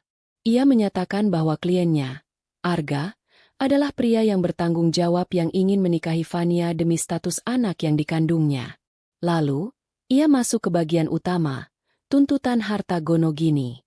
Klien kami, Saudara Arga, telah bekerja keras sebagai direktur utama di perusahaan yang dibangun bersama. Beliau memiliki andil yang sangat besar dalam kesuksesan perusahaan tersebut. Oleh karena itu, adalah adil dan sesuai dengan hukum jika aset bersama yang diperoleh selama masa pernikahan dibagi secara merata, 50% untuk masing-masing pihak, kata pengacara itu, sambil sesekali melirik catatan kecil di tangannya. Ia bahkan berani menambahkan, klien kami membutuhkan bagiannya tersebut untuk menafkahi keluarga barunya kelak. Arga duduk sedikit lebih tegak saat pengacaranya bicara, seolah mendapatkan kembali sedikit kepercayaan dirinya. Fania menunduk, memainkan perannya sebagai wanita lemah dengan sempurna. Setelah pengacara itu selesai, Hakim Ketua menoleh ke arah Nadira. Silakan, pihak penggugat. Tanggapan Anda. Inilah saat yang ditunggu-tunggu. Nadira berdiri dengan anggun. Ia berjalan perlahan ke depan meja hakim. Terima kasih, Yang Mulia. Mulainya dengan suara yang jernih dan kuat, memenuhi seisi ruangan. Kami setuju bahwa pernikahan ini harus diakhiri. Namun, kami menolak dengan keras seluruh tuntutan pihak tergugat mengenai pembagian harta bersama. Nadira berhenti sejenak, membiarkan kalimatnya meresap. Pertama, mengenai kontribusi Saudara Arga di perusahaan. Kami memiliki bukti bahwa perusahaan tersebut didirikan menggunakan modal yang 100% berasal dari harta bawaan klien saya, Ibu Zahra, yang ia peroleh jauh sebelum pernikahan. Saudara Arga tidak memberikan kontribusi modal sepeser pun. Wajah Arga mulai berubah tegang. Pengacaranya tampak sedikit gelisah. Kedua, lanjut Nadira, nadanya semakin tajam. Kami juga ingin meluruskan narasi bahwa klien saya menolak mediasi karena ketidakcocokan biasa. Alasan utama gugatan ini adalah perselingkuhan yang dilakukan secara terus-menerus dan terencana oleh pihak tergugat, yang tidak hanya menghasilkan kehamilan di luar nikah, tetapi juga diiringi dengan tindakan penipuan dan penggelapan. Keberatan, Yang Mulia, potong pengacara Arga, berdiri dengan tiba-tiba. Itu tuduhan serius yang tidak berdasar. Hakim Ketua menatapnya dengan dingin. Keberatan ditolak. Biarkan rekan Anda menyelesaikan argumennya. Anda akan diberi kesempatan untuk membantah nanti. Silakan lanjutkan. Nadira tersenyum tipis. Terima kasih, Yang Mulia. Ia kemudian berbalik ke arah stafnya, yang segera maju membawa sebuah binder tebal berwarna hitam. Binder, pengkhianatan. Nadira meletakkannya dengan suara yang cukup keras di atas meja di depan panitera. Yang Mulia, ini bukan tuduhan. Ini adalah fakta yang didukung oleh bukti-bukti yang tak terbantahkan, kata Nadira sambil membuka halaman pertama binder itu. Di dalam binder ini, kami telah melampirkan bukti-bukti bahwa Saudara Arga telah menyalahgunakan jabatannya dan fasilitas perusahaan untuk membiayai gaya hidup mewah bersama selingkuhannya, Nona Fania. Nadira mulai membeberkan isinya satu persatu. Suaranya tenang namun mematikan. Halaman 5. Bukti pembelian apartemen untuk Nona Fania menggunakan dana pribadi bersama tanpa sepengetahuan klien saya. Halaman 12. Laporan rekening koran yang menunjukkan transfer rutin ke rekening ibu kandung Nona Fania. Halaman 27. Tagihan kartu kredit korporat yang digunakan untuk membeli perhiasan, membayar makan malam romantis, dan biaya perawatan di spa. Halaman 43. Laporan perjalanan dinas fiktif ke Bali dan Singapura. Lengkap dengan bukti pemesanan tiket pesawat untuk 2 orang dan tagihan menginap di villa pribadi, bukan hotel bisnis. Setiap kalimat yang diucapkan Nadira bagaikan hantaman godam bagi Arga dan Fania. Wajah mereka yang tadinya tegang kini berubah menjadi pucat pasi. Fania mulai terisak pelan. Kali ini air matanya tampak tulus karena ketakutan. Arga menatap Nadira dengan tidak percaya. Mulutnya sedikit terbuka. Ia tidak pernah menyangka Zahra akan bergerak sejauh ini, mengumpulkan bukti sedetail ini. Pengacaranya pun tampak sama terkejutnya, membolak-balikan kertas di depannya dengan panik. Dan yang terakhir, yang mulia, kata Nadira sambil menyerahkan sebuah amplop terpisah. Di dalamnya ada foto-foto dan video yang menunjukkan hubungan mereka, serta transkrip pesan suara berisi ancaman dan kekerasan verbal yang dikirimkan oleh saudara Arga kepada klien saya setelah fasilitas keuangannya diputus. Hakim ketua mengambil amplop itu. Ia memeriksa beberapa foto, lalu menatap Arga dengan sorot mata yang penuh dengan kecaman. Wibawa pengadilan terasa semakin berat menekan pundak Arga. Nadira kembali ke posisinya dan memberikan pernyataan penutupnya. Oleh karena itu, Yang Mulia, berdasarkan semua bukti ini, kami menuntut agar perceraian ini dikabulkan. Kami juga menuntut agar hakim menolak seluruh permintaan pembagian harta bersama. Sebaliknya, kami menuntut agar saudara Arga diwajibkan untuk mengembalikan seluruh kerugian finansial yang telah ia sebabkan kepada klien saya dan perusahaan. Kontribusi saudara Arga dalam pernikahan ini bukanlah kerja keras, melainkan pengkhianatan, kebohongan, dan penipuan. Ia tidak berhak mendapatkan apapun. Setelah Nadira duduk, keheningan menyelimuti ruang sidang. Satu-satunya suara yang terdengar adalah isak tangis Fania yang tertahan. Pengacara Arga tampak kehabisan kata-kata. Hakim ketua berdeham. Melihat banyaknya bukti yang diajukan, pengadilan membutuhkan waktu untuk mempelajarinya. Sidang ditunda dan akan dilanjutkan 2 minggu dari sekarang. Ia mengetuk palu 3 kali. Sidang selesai. Arga dan Fania tetap duduk terpaku di kursi mereka, seolah tak punya tenaga untuk berdiri. Wajah mereka menunjukkan kekalahan telak. Zahra berdiri, merapikan blazernya, dan tanpa menoleh sedikit pun ke arah mereka, ia berjalan keluar dari ruang sidang bersama Nadira. Sinar matahari yang tadi tertutup awan kini mulai menembus jendela koridor, menyinari langkahnya. Pertempuran pertama telah ia menangkan secara mutlak. Kekalahan di ruang sidang hari itu menghantam Arga dan Fania seperti badai. Mereka keluar dari gedung pengadilan bukan lagi sebagai pasangan yang penuh percaya diri, melainkan sebagai 2 orang pesakitan yang masa depannya tampak suram. Di dalam mobil sewaan yang murah, keheningan yang tadinya mencekam di ruang sidang pecah menjadi pertengkaran sengit. "Ini semua gara-gara kamu," bentak Arga sambil memukul setir. "Kalau saja kamu tidak mendesakku untuk segera minta restu pada Zahra, semua ini tidak akan terjadi." "Gara-gara aku?" balas Fania. Suaranya melengking karena tangis dan amarah. "Kamu yang janji akan mengurus semuanya. Kamu bilang Zahra itu bodoh dan penurut. Kamu bilang dia akan luluh kalau aku sudah hamil. Mana janjimu?" "Aku tidak tahu dia bisa sekejam ini." "Dia tidak kejam. Dia pintar. Sementara kamu bodoh. Mas, kamu meninggalkan jejak di mana-mana. Tagihan kartu kredit, transfer bank, semuanya. Kamu pikir dia tidak akan curiga?" Pertengkaran itu berlanjut sepanjang perjalanan menuju apartemen Fania. Apartemen yang dulu terasa seperti istana cinta mereka, kini terasa seperti penjara yang sempit dan menyesakan. Cinta yang mereka kira begitu agung, yang dibangun di atas kemewahan dan kebohongan, ternyata begitu rapuh saat dihadapkan pada kenyataan pahit. Mereka sadar bahwa mereka tidak hanya menghadapi perceraian, tetapi juga kemungkinan tuntutan pidana yang bisa menjebloskan Arga ke penjara. Mimpi mereka untuk hidup bahagia dengan harta Zahra kini telah berubah menjadi mimpi buruk. Kepanikan membuat Arga semakin putus asa. Ia tahu ia tidak bisa menang di pengadilan. Bukti-bukti yang dimiliki Zahra terlalu kuat. Satu-satunya jalan keluar adalah dengan memohon belas kasihan Zahra. Ia memulai rentetan terornya kembali, Tapi kali ini dengan nada yang berbeda. Bukan lagi makian, melainkan permohonan yang menyedihkan. Ia menelepon Zahra dari berbagai nomor, mengirim email dari akun-akun baru, bahkan mencoba menghubungi lewat media sosial teman-teman lama mereka. Zahra, aku mohon, angkat teleponnya. Kita perlu bicara. Aku mengaku salah. Tolong, Ra. Pikirkan lagi. Jangan penjarakan aku. Bagaimana nasib anakku nanti? Aku akan lakukan apa saja. Aku akan ceraikan Fania kalau itu yang kamu mau. Asal kamu cabut tuntutanmu.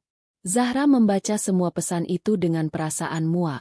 Betapa mudahnya Arga hendak mencampakkan Fania begitu keadaan menjadi sulit. Sama seperti ia mencampakkan Zahra saat menemukan mainan baru. Zahra tidak membalas satupun pesan itu. Setelah beberapa hari diabaikan, Arga menjadi nekat. Suatu sore, ia menunggu di lobi gedung kantor Zahra. Ia berhasil lolos dari keamanan dengan mengatakan bahwa ia adalah keluarga. Ketika Zahra keluar dari lift, Arga langsung menghampirinya. Zahra, panggilnya. Zahra berhenti, menatapnya dengan dingin. Di belakangnya, 2 orang satpam langsung bergerak mendekat, siap mengamankan situasi. Tolong, beri aku waktu 5 menit. Mohon Arga, suaranya serak. Hanya 5 menit. Setelah itu aku tidak akan mengganggumu lagi. Aku janji. Zahra menatap wajah Arga yang tampak lebih tua dan tirus. Ia berpikir sejenak. Nadira sudah mengantisipasi hal ini. Jika dia mencoba menemuimu, dan kamu memutuskan untuk bicara, pastikan itu di tempat umum dan kamu yang mengontrol situasinya. Pesan Nadira. Zahra memutuskan inilah saatnya untuk mengakhiri semuanya. Besok, jam 10 pagi, di kafe seberang kantor ini. Bawa Fania bersamamu. Jangan terlambat. Setelah mengatakan itu, Zahra berjalan pergi, meninggalkan Arga yang menatapnya dengan campuran antara harapan dan ketakutan.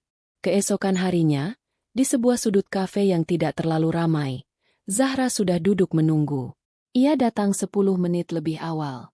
Tepat pukul 10, Arga dan Fania tiba. Mereka tampak seperti 2 orang terdakwa yang berjalan menuju tiang gantungan. Mereka duduk di hadapan Zahra tanpa berani menatap matanya. Aku tidak punya banyak waktu, kata Zahra memulai, tanpa basa-basi. Katakan apa yang mau kalian katakan. Arga menelan ludah, lalu mulai berbicara. Ia memulai sebuah pidato panjang yang penuh dengan penyesalan dan permintaan maaf. Zahra, aku benar-benar minta maaf. Aku tahu kata maaf tidak ada artinya lagi. Aku salah, aku bodoh. Aku telah menyia-nyiakan wanita terbaik di dunia. Katanya, matanya berkaca-kaca. Aku dibutakan. Ra. Fania, dia memanfaatkan kelemahanku.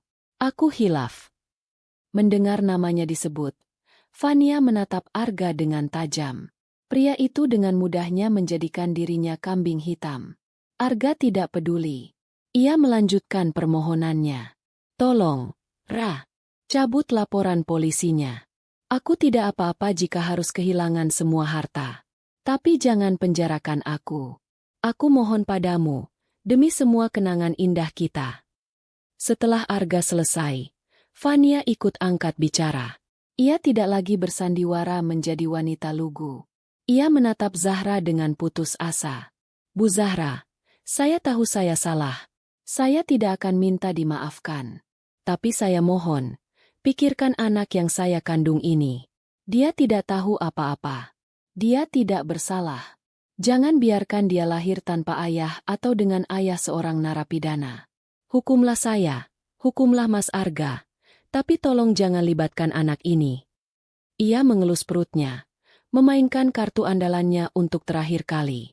Zahra mendengarkan semua drama itu dengan kesabaran yang luar biasa. Wajahnya tetap tenang, seperti danau di musim dingin. Ketika mereka berdua selesai dan hanya isak tangis Fania yang terdengar, Zahra akhirnya angkat bicara. Suaranya rendah, datar, dan mematikan. Aku sudah mendengar permintaan maaf dan permohonan kalian, katanya. Dan jawabanku adalah, aku tidak peduli.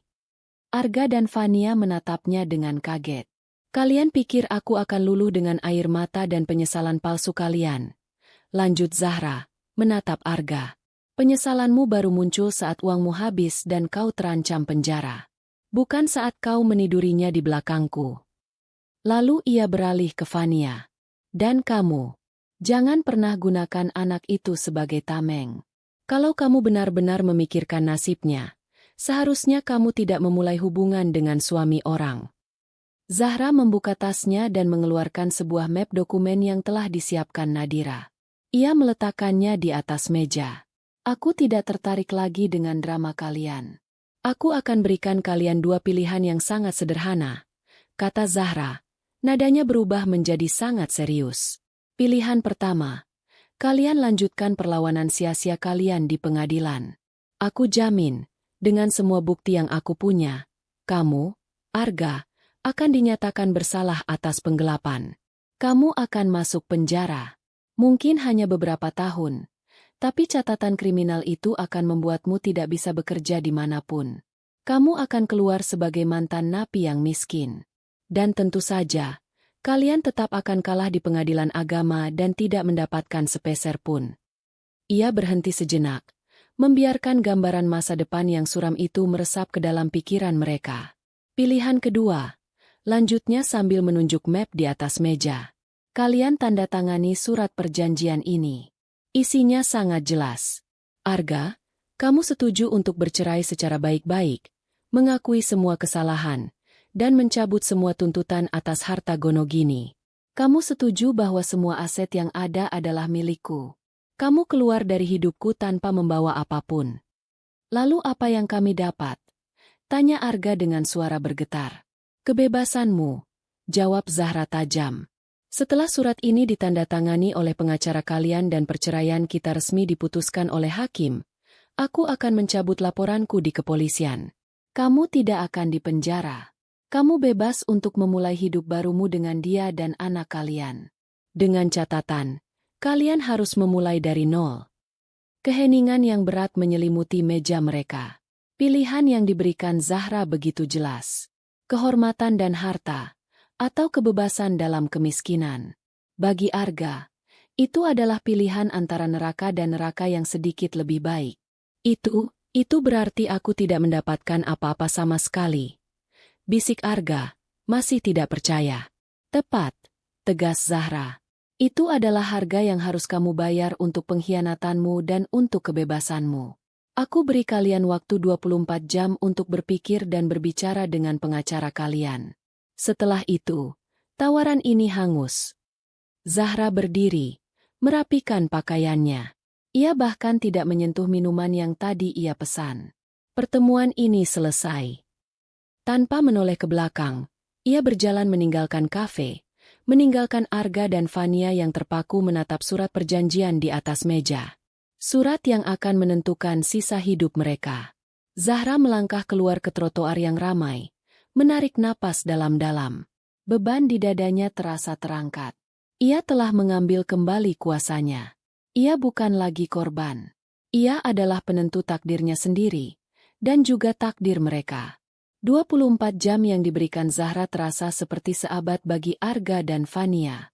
Di dalam apartemen mereka yang terasa semakin sempit, mereka menghabiskan waktu dengan berdebat, saling menyalahkan, menangis, dan akhirnya terdiam dalam keputusasaan. Mereka membolak-balik surat perjanjian yang disodorkan Zahra, membacanya berulang kali seolah berharap kata-katanya akan berubah. Tapi isinya tetap sama, penyerahan total. Pengacara mereka pun sudah angkat tangan. Tidak ada celah, katanya melalui telepon dengan nada lelah. Bukti mereka terlalu kuat. Jika kalian melawan, Arga hampir pasti akan dipenjara. Tawaran ini adalah satu-satunya jalan keluar kalian dari tuntutan pidana. Akhirnya, tepat 1 jam sebelum tenggat waktu berakhir, sebuah panggilan masuk ke ponsel Nadira. Panggilan dari pengacara Arga. Nadira menyalakan pengeras suara agar Zahra, yang duduk di seberang mejanya, bisa ikut mendengar. Kami sudah membicarakannya, kata suara di seberang dengan nada kalah. Klien kami, Saudara Arga, menyetujui semua persyaratan dalam surat perjanjian tersebut. Tidak ada sorak kemenangan di ruangan itu. Zahra hanya menghela napas panjang. Sebuah napas yang melepaskan sisa-sisa ketegangan terakhir di tubuhnya. Nadira mengangguk padanya, lalu berkata pada pengacara itu, "Baik, kirimkan surat persetujuan resmi melalui email. Tim saya akan menyiapkan dokumen final untuk ditandatangani besok." Proses setelahnya berjalan cepat dan impersonal. Penandatanganan dokumen dilakukan di kantor Nadira. Arga dan Fania datang dengan wajah muram. Tidak ada lagi drama. Mereka hanya menandatangani setiap halaman yang ditunjukkan oleh pengacara mereka dengan tangan yang sedikit gemetar. Proses itu mengakhiri perlawanan mereka secara de facto, mengubah sidang pengadilan berikutnya hanya menjadi sebuah formalitas untuk meresmikan kekalahan mereka. 2 minggu kemudian, mereka kembali bertemu di ruang sidang yang sama. Namun suasananya sudah jauh berbeda. Tidak ada lagi ketegangan atau aura permusuhan. Yang ada hanyalah kesuraman dari sebuah akhir yang tak terelakkan. Zahra kembali mengenakan setelan yang elegan. Wajahnya tenang dan tak terbaca. Sementara Arga dan Fania tampak seperti dua orang asing yang kebetulan duduk bersebelahan. Tidak ada lagi tatapan saling menguatkan, hanya ada kehampaan. Sidang berlangsung singkat. Pengacara dari kedua belah pihak maju ke depan dan menyerahkan surat perjanjian damai yang telah ditandatangani kepada majelis hakim. Hakim ketua, wanita paruhbaya yang sama, membacanya dengan saksama. Alisnya sedikit terangkat saat membaca poin-poin di mana Arga mengakui semua kesalahannya dan melepaskan seluruh haknya atas harta bersama. "Saudara Arga," panggil hakim ketua. Suaranya yang tegas menggema di ruangan. "Apakah Anda menandatangani surat perjanjian ini dengan kesadaran penuh dan tanpa ada paksaan dari pihak manapun?" Arga berdiri dengan lesu. Ia menatap sekilas ke arah Zahra, yang tidak membalas tatapannya. "Iya, Yang Mulia." Dengan sadar dan tanpa paksaan. Suaranya terdengar lirih, nyaris seperti bisikan. Hakim ketua mengangguk. Beliau kemudian menatap Arga lekat-lekat, bukan lagi sebagai hakim kepada seorang terdakwa, melainkan seperti seorang yang lebih tua menasihati yang lebih muda. "Pernikahan adalah sebuah amanah," katanya. Suaranya kini lebih pelan namun tetap berwibawa. "Sebuah ikatan suci yang dibangun di atas fondasi kepercayaan, kesetiaan, dan tanggung jawab. Dari semua bukti dan perjanjian yang saya baca, Anda telah mengkhianati ketiga fondasi tersebut. Anda tidak hanya menyakiti istri Anda, tetapi juga merusak kehormatan Anda sendiri." Kata-kata itu bagaikan tamparan tak kasat mata bagi Arga. Ia hanya bisa menundukkan kepalanya dalam-dalam, menahan malu. "Pengadilan hari ini tidak hanya menjalankan prosedur hukum," lanjut sang hakim, "tapi juga menjadi saksi dari konsekuensi atas pilihan yang telah Anda buat. Semoga ini bisa menjadi pelajaran berharga bagi Anda untuk sisa hidup Anda." Setelah jeda singkat yang terasa begitu panjang, hakim ketua mengambil palu kayunya. Setelah mempertimbangkan semua bukti yang ada dan surat perjanjian damai yang telah disepakati oleh kedua belah pihak, maka majelis hakim memutuskan. 1. Mengabulkan gugatan cerai yang diajukan oleh penggugat, Ibu Zahra. 2.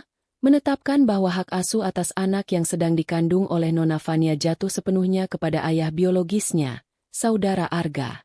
3. Menetapkan bahwa seluruh harta yang terdaftar dalam perjanjian adalah sah menjadi milik penggugat, Ibu Zahra. Pihak tergugat tidak mendapatkan hak atas harta bersama. Hakim ketua mengangkat palunya tinggi-tinggi. Perceraian antara Ibu Zahra dan Saudara Arga dinyatakan sah dan putus demi hukum. Tok! Suara ketukan palu pertama terdengar. Demikian diputuskan dalam sidang yang terbuka untuk umum. Tok! Tok! 2 ketukan palu terakhir menyusul. Terasa begitu final dan absolut. Gema suaranya seakan memecahkan belenggu tak terlihat yang selama ini mengikat Zahra. Selesai. Semuanya sudah benar-benar selesai. Zahra tidak merasakan lonjakan kegembiraan atau kebahagiaan. Yang ia rasakan adalah sebuah kelegaan yang luar biasa. Seperti seorang penyelam yang akhirnya mencapai permukaan air setelah terlalu lama menahan napas. Beban berat di pundaknya terangkat seketika. Ia berdiri, diikuti oleh Nadira. Saat mereka berbalik untuk meninggalkan ruangan, ia melihat Arga yang masih duduk membeku, menatap kosong ke depan. Fania di sampingnya menangis tanpa suara, menyembunyikan wajahnya di telapak tangan. Zahra berjalan melewati mereka tanpa sedikit pun menoleh. Baginya, mereka kini hanyalah orang asing, bayangan dari masa lalu yang tidak lagi memiliki kekuatan untuk menyakitinya. Saat melangkah keluar dari gedung pengadilan, sinar matahari sore menerpa wajahnya. Terasa hangat. Nadira merangkul bahunya. "Bagaimana perasaanmu?" Zahra menarik napas dalam-dalam, menghirup udara kebebasan. "Kosong," jawabnya jujur. "Tapi, ini adalah kekosongan yang baik. Kekosongan yang bersih. Siap untuk diisi dengan hal-hal baru." Nadira tersenyum tulus. "Selamat datang di kehidupan barumu, Zahra." Malam itu, setelah makan malam perayaan sederhana bersama Nadira, Zahra pulang ke rumahnya. Rumah yang kini terasa begitu berbeda. Tidak ada lagi aura kebohongan atau kenangan pahit. Rumah itu kini sepenuhnya miliknya. Sebuah kanvas kosong. Ia berjalan ke ruang keluarga dan berhenti di depan satu-satunya foto pernikahan mereka yang masih terpajang di dinding. Foto di mana ia dan Arga tersenyum bahagia, tidak menyadari masa depan yang akan datang. Dengan tenang, ia menurunkan bingkai foto itu dari dinding. Ia tidak membantingnya. Ia hanya membawanya ke gudang dan meletakkannya di dalam sebuah kotak tua, lalu menutupnya rapat-rapat. Ia tidak perlu menghancurkan masa lalunya. Cukup dengan menyimpannya di tempat yang semestinya. Ia kemudian kembali ke ruang kerjanya, mengambil ponsel, dan menelepon Nadira. "Nat," katanya. Suaranya tenang. "Aku sudah memenuhi janjiku. Tolong proses pencabutan laporan polisinya besok pagi." Ia telah berjanji akan memberikan Arga kebebasannya, dan ia menepatinya. Bukan karena kebaikan hati, tapi karena ia tidak ingin ada lagi ikatan apapun yang menghubungkannya dengan pria itu, bahkan ikatan sebagai seorang pelapor kasus pidana sekalipun. Ia ingin benar-benar lepas. Setelah menutup telepon, ia berdiri di depan jendela besar, menatap gemerlap lampu kota di kejauhan. Sebuah babak dalam hidupnya telah resmi ditutup. Sakitnya nyata, perjuangannya berat, tapi ia berhasil melewatinya. Ia tidak hancur. Ia justru terlahir kembali dari puing-puing pengkhianatan itu, lebih kuat, lebih bijaksana, dan yang terpenting, lebih bebas dari sebelumnya. 1 tahun kemudian, waktu telah melakukan sihirnya. Luka yang dulu menganga di hati Zahra kini telah sembuh, hanya menyisakan bekas samar sebagai pengingat akan kekuatan yang ia temukan dalam dirinya. Ia tidak hanya bertahan, ia berkembang pesat. Perusahaan konsultannya, yang kini telah ia ganti namanya menjadi Zahra Eko, melesat jauh lebih tinggi dari sebelumnya. Tanpa perlu lagi mengakomodasi ego atau menutupi ketidakmampuan Arga, Zahra bebas untuk melebarkan sayapnya. Ia memimpin dengan visi yang tajam dan intuisi bisnis yang brilian, mendapatkan proyek-proyek raksasa yang dulu hanya ada dalam angan-angannya. Perubahan itu tidak hanya terjadi dalam karirnya. Zahra sendiri telah berubah. Wanita yang dulu selalu tampak serius dan sedikit tegang, kini lebih sering tersenyum. Ia memotong rambutnya lebih pendek, memberikan kesan segar dan dinamis. Ia mulai mengambil kelas melukis di akhir pekan, sebuah hobi lama yang terkubur oleh kesibukan. Ia juga lebih sering bepergian, bukan lagi untuk perjalanan dinas yang melelahkan, melainkan untuk liburan yang memanjakan jiwa. Ia mendaki gunung di Nepal, menjelajahi pasar rempah di Maroko, dan menikmati senja di Santorini sendirian. Ia menemukan kebahagiaan dalam kesendiriannya, sebuah kebahagiaan utuh yang tidak bergantung pada orang lain. Sore itu, di sebuah kafe berdesain modern di kawasan paling trendy di Jakarta, Zahra duduk di dekat jendela, menikmati secangkir kopi latte dan pemandangan kota yang sibuk. Di seberangnya, Nadira sedang tertawa sambil menceritakan kasus lucu yang baru saja ia tangani. Persahabatan mereka semakin erat, ditempa oleh badai yang telah mereka lalui bersama. "Jadi klienku itu menggugat cerai suaminya gara-gara si suami lebih sayang sama koleksi batu akiknya daripada sama dia," cerita Nadira di sela tawanya. "Bisa kamu bayangkan?" Zahra ikut tertawa. "Ada-ada saja. Tapi setidaknya itu lebih baik daripada alasan digugat karena menghamili asisten, kan?" Candanya. tanpa ada sedikit pun rasa sakit saat mengucapkannya. Saat tawa mereka mereda, pandangan Zahra tanpa sengaja tertuju ke seberang jalan. Di sana, di depan sebuah warung tenda pecel lele yang ramai dan berasap, sebuah pemandangan menarik perhatiannya. Pemandangan yang membuatnya berhenti bernapas sejenak. Seorang pria kurus dengan kemeja kusam sedang beradu mulut dengan seorang wanita yang menggendong bayi. Wajah mereka tampak lelah dan penuh tekanan. Pria itu adalah Arga. Wanita itu adalah Fania. Zahra menatap mereka lekat-lekat. Waktu benar-benar tidak berbaik hati pada mereka. Arga yang dulu gagah dan tampan kini tampak kuyu dan jauh lebih tua. Kulitnya menghitam karena terlalu sering berada di bawah matahari. Mungkin bekerja sebagai supir ojek online atau kurir, pikir Zahra. Fania juga kehilangan pesonanya. Wajahnya yang dulu manis kini tampak sembab karena kurang tidur, dan pakaiannya sederhana, jauh dari barang-barang bermerek yang dulu sering ia pamerkan. Bayi di gendongannya terus menangis, menambah keruh suasana. Dari gerak bibir mereka, Zahra bisa menebak apa yang mereka perdebatkan. Uang. Tangan Arga menunjuk-nunjuk dompetnya yang tipis, sementara Fania menunjuk ke arah bayinya. Mungkin membicarakan soal susu atau popok yang sudah habis. Tidak ada lagi cinta atau kemesraan di antara mereka. Yang tersisa hanyalah pertengkaran getir dua orang yang terperangkap dalam kemiskinan dan penyesalan.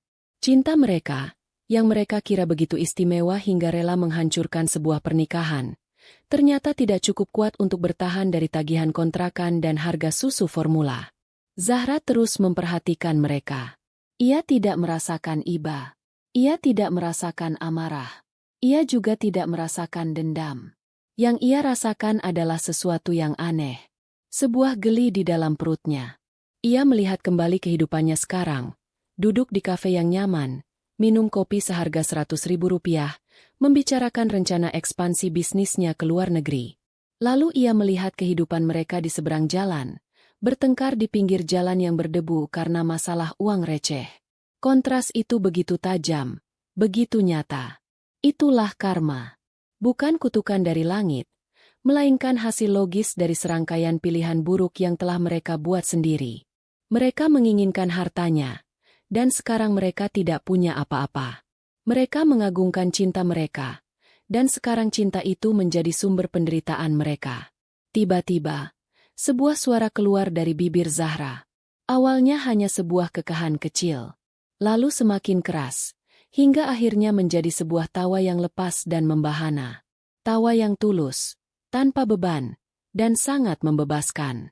Nadira menatapnya dengan heran, lalu ikut melihat ke seberang jalan. Saat ia menyadari apa yang ditertawakan Zahra, sebuah senyum penuh pengertian terukir di wajahnya. Tawa Zahra bukanlah tawa keangkuhan seorang pemenang. Itu adalah tawa katarsis. Tawa seseorang yang akhirnya bisa melihat tragedi masa lalunya sebagai sebuah komedi hitam. Tawa yang melepaskan sisa-sisa terakhir dari bayang-bayang mereka dari hidupnya. Setelah tawanya reda, Zahra menyeka setetes air mata yang keluar dari sudut matanya karena terlalu banyak tertawa. Ia tidak lagi melihat ke seberang jalan. Pemandangan itu sudah tidak menarik lagi. Ia berbalik sepenuhnya menghadap Nadira. "Maaf, sampai mana kita tadi?" tanyanya, seolah tidak terjadi apa-apa. "Proyek di Lombok," jawab Nadira sambil tersenyum. "Ah, iya, proyek di Lombok," kata Zahra sambil mengambil cangkir kopinya. "Aku punya ide bagus untuk desain lobi utamanya." Ia mulai berbicara dengan penuh semangat tentang rencana-rencana masa depannya, tentang impian-impian barunya. Puing-puing karma di seberang jalan telah ia tinggalkan di belakang. Di hadapannya, terbentang sebuah cakrawala baru yang cerah, yang akan ia lukis dengan warnanya sendiri. Dan kali ini, ia akan memastikan tidak ada seorang pun yang bisa merusaknya lagi. Beberapa bulan kembali berlalu, membawa pergantian musim dari kemarau yang terik ke musim hujan yang menyejukkan. Bagi Zahra, waktu tidak hanya mengubah cuaca, tetapi juga lanskap di dalam hatinya. Tawa katarsis di kafe waktu itu memang menjadi sebuah titik balik, sebuah momen pelepasan. Namun, ia menyadari bahwa perang yang sesungguhnya bukanlah saat melawan Arga, melainkan saat berdamai dengan sisa-sisa luka di dalam dirinya sendiri. Kemenangan di pengadilan dan pemandangan karma yang menimpa mantan suaminya telah menutup buku lama. Tetapi kini ia harus belajar menulis di halaman-halaman baru yang masih kosong. Hidupnya kini jauh lebih berwarna.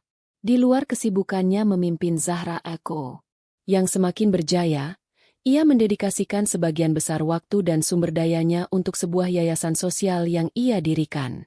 Yayasan itu fokus memberikan beasiswa dan pelatihan keterampilan untuk para wanita muda dari keluarga kurang mampu, membantu mereka untuk bisa mandiri secara finansial. Ia menemukan sebuah tujuan baru yang lebih besar dari sekadar menumpuk kekayaan. Melihat gadis-gadis asuhnya berhasil lulus kuliah atau membuka usaha kecil sendiri memberinya kebahagiaan yang jauh lebih murni daripada memenangkan tender proyek miliaran rupiah. Ia menanam benih di tanah yang baru dan melihatnya tumbuh subur. Suatu Sabtu pagi, Zahra sedang berada di salah satu panti asuhan yang menjadi mitra yayasannya. Ia tertawa lepas bersama anak-anak, mengotori tangannya dengan cat air, dan melupakan sejenak statusnya sebagai seorang pebisnis papan atas. Di tengah keriangan itu, ponselnya bergetar. Sebuah pesan masuk dari Nadira. Biasanya ia akan mengabaikan pesan terkait pekerjaan di akhir pekan. Tapi pesan ini berbeda. Isinya singkat dan tidak biasa. Ra, ada waktu sebentar? Ada sesuatu yang perlu kamu tahu. Ini bukan soal hukum. Ini soal Arga. Jantung Zahra sedikit berdebar membaca nama itu. Sudah lebih dari setengah tahun ia tidak mendengar kabar apapun tentang mereka. Dan ia sama sekali tidak berniat mencari tahu. Ia meminta izin sebentar pada pengurus panti dan berjalan ke sudut taman yang lebih sepi untuk menelepon Nadira. Ada apa, Nat? Tanyanya langsung, tanpa basa-basi. Maaf mengganggumu di akhir pekan, kata Nadira. Suaranya terdengar ragu. Aku baru saja dapat kabar dari Rina. Kamu ingat Rina, kan? Teman seangkatan kita yang sekarang jadi dokter anak. Tentu, aku ingat. Kenapa dengannya? Dia tadi menghubungiku. Dia bilang, beberapa hari ini dia sedang merawat seorang bayi laki-laki dengan kondisi infeksi paru-paru yang cukup parah. Bayi itu butuh perawatan intensif di inkubator dan obat-obatan yang mahal. Jelas Nadira. Zahra mengerutkan kening, tidak mengerti kemana arah pembicaraan ini. Lalu, apa hubungannya denganku atau Arga? Nadira menghela napas. Bayi itu adalah anaknya Arga dan Fania. Dunia Zahra seakan berhenti sejenak. Angin sepau-sepau yang tadi terasa sejuk kini terasa dingin. Suara tawa anak-anak panti di kejauhan terdengar meredup. Rina tidak tahu kalau aku pengacaramu, lanjut Nadira. Dia menghubungiku karena tahu aku aktif di beberapa kegiatan sosial. Dia bilang orang tua bayi itu sepertinya sangat kesulitan keuangan. Mereka hanya bisa membayar biaya kamar paling dasar. Itu pun tersendat-sendat. Sementara biaya untuk perawatan intensif dan obatnya sama sekali tidak terjangkau. Rina merasa kasihan pada bayinya. Dia bertanya apa aku punya kenalan donatur yang bisa membantu. Zahra terdiam. Pikirannya berkecamuk. Berita ini datang seperti kilat di siang bolong. Bayi itu sakit parah. Bayi yang sama, yang dulu selalu dijadikan tameng dan senjata oleh Fania untuk memeras perasaannya. Kenapa kamu memberitahuku ini, Nat? Tanya Zahra pelan, suaranya serak. Kamu tahu aku tidak punya urusan lagi dengan mereka. Aku tahu, Ra. Dan aku bersumpah. Aku hampir saja bilang pada Rina kalau aku tidak bisa bantu. Aku marah. Aku pikir, biarkan saja, itu karma mereka. Mereka yang berbuat, mereka yang harus menanggung akibatnya, kata Nadira jujur. Tapi kemudian aku berpikir, ini bukan tentang mereka. Ini tentang bayi itu. Aku tidak bisa mengambil keputusan ini sendirian. Ini hidupmu, masa lalumu. Jadi, aku memutuskan untuk memberitahumu. Anggap saja sebagai informasi. Setelah ini, terserah kamu mau melakukan apa. Kalau kamu mau kita lupakan saja, detik ini juga aku akan lupakan percakapan ini. Setelah menutup telepon, Zahra duduk di sebuah bangku taman yang kosong. Pikirannya berperang hebat. Sebagian dari dirinya, sisi yang terluka dan dikhianati, berteriak dengan lantang. Bukan urusanmu. Itu adalah konsekuensi dari perbuatan mereka. Dulu mereka memintamu membiayai pernikahan. Sekarang takdir meminta mereka membiayai pengobatan anak mereka sendiri. Adil, bukan? Ia teringat kembali pada pemandangan di depan warung pecel lele. Penderitaan mereka adalah tontonan yang memuaskan baginya saat itu. Harusnya sekarang pun begitu. Tapi kenapa hatinya terasa tidak tenang? Ia mencoba membayangkan wajah Arga dan Fania yang memohon-mohon padanya. Wajah mereka yang putus asa. Tapi kemudian, bayangan itu berganti dengan wajah bayi mungil tak berdaya yang terbaring di dalam inkubator, berjuang untuk setiap tarikan napasnya. Bayi itu, dia benar-benar tidak bersalah. Dia tidak memilih untuk dilahirkan dari rahim seorang wanita yang merebut suami orang, atau dari seorang pria yang tidak bertanggung jawab. Dia hanya seorang bayi yang sedang sakit dan butuh pertolongan. Zahra menatap anak-anak panti yang masih asyik bermain. Ia mendedikasikan hidupnya sekarang untuk membantu anak-anak dan wanita lain agar memiliki masa depan yang lebih baik. Lalu, apa bedanya anak-anak ini dengan bayi itu? Hanya karena bayi itu memiliki darah Arga? Apakah kebenciannya pada Arga harus sebesar itu, hingga ia rela membiarkan seorang anak menanggung akibatnya? Ia menyadari sesuatu yang penting. Jika ia memilih untuk tidak melakukan apa-apa dan membiarkan bayi itu menderita, itu artinya ia masih terikat pada mereka. Ia masih membiarkan kebenciannya pada Arga dan Fania mendikte tindakannya. Kemenangannya atas mereka menjadi tidak ada artinya jika ia membiarkan dirinya menjadi sekeras dan sedingin mereka. Kebebasan sejati, pikirnya, bukanlah saat ia bisa menertawakan penderitaan musuhnya. Kebebasan sejati adalah saat ia bisa melakukan hal yang benar, tanpa mempedulikan siapa yang akan diuntungkan oleh kebenaran itu. Kebebasan sejati adalah saat hatinya tidak lagi dikendalikan oleh dendam masa lalu. Dengan sebuah keputusan yang mantap, ia mengambil ponselnya kembali. Bukan Nadira yang ia hubungi, melainkan Rizwan, sang investigator. Sudah lama ia tidak menggunakan jasa pria itu, tapi ia masih menyimpan nomornya. Halo, Pak Rizwan. Ini saya, Zahra. Sapanya saat panggilan tersambung. Ibu Zahra. Suatu kehormatan. Ada yang bisa saya bantu? Jawab suara tenang di seberang.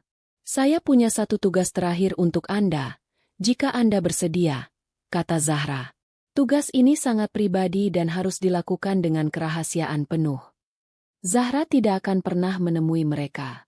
Ia tidak akan membiarkan mereka tahu bahwa bantuan itu datang darinya. Itu akan membuka pintu bagi drama dan manipulasi baru. Bantuan ini harus murni, tanpa ikatan. Ia memberikan Rizwan nama rumah sakit dan nama bayi itu. Tugas Anda sederhana. Pertama, verifikasi kondisi medis dan total biaya yang dibutuhkan. Kedua, bayar lunas semua tagihan itu langsung ke pihak rumah sakit.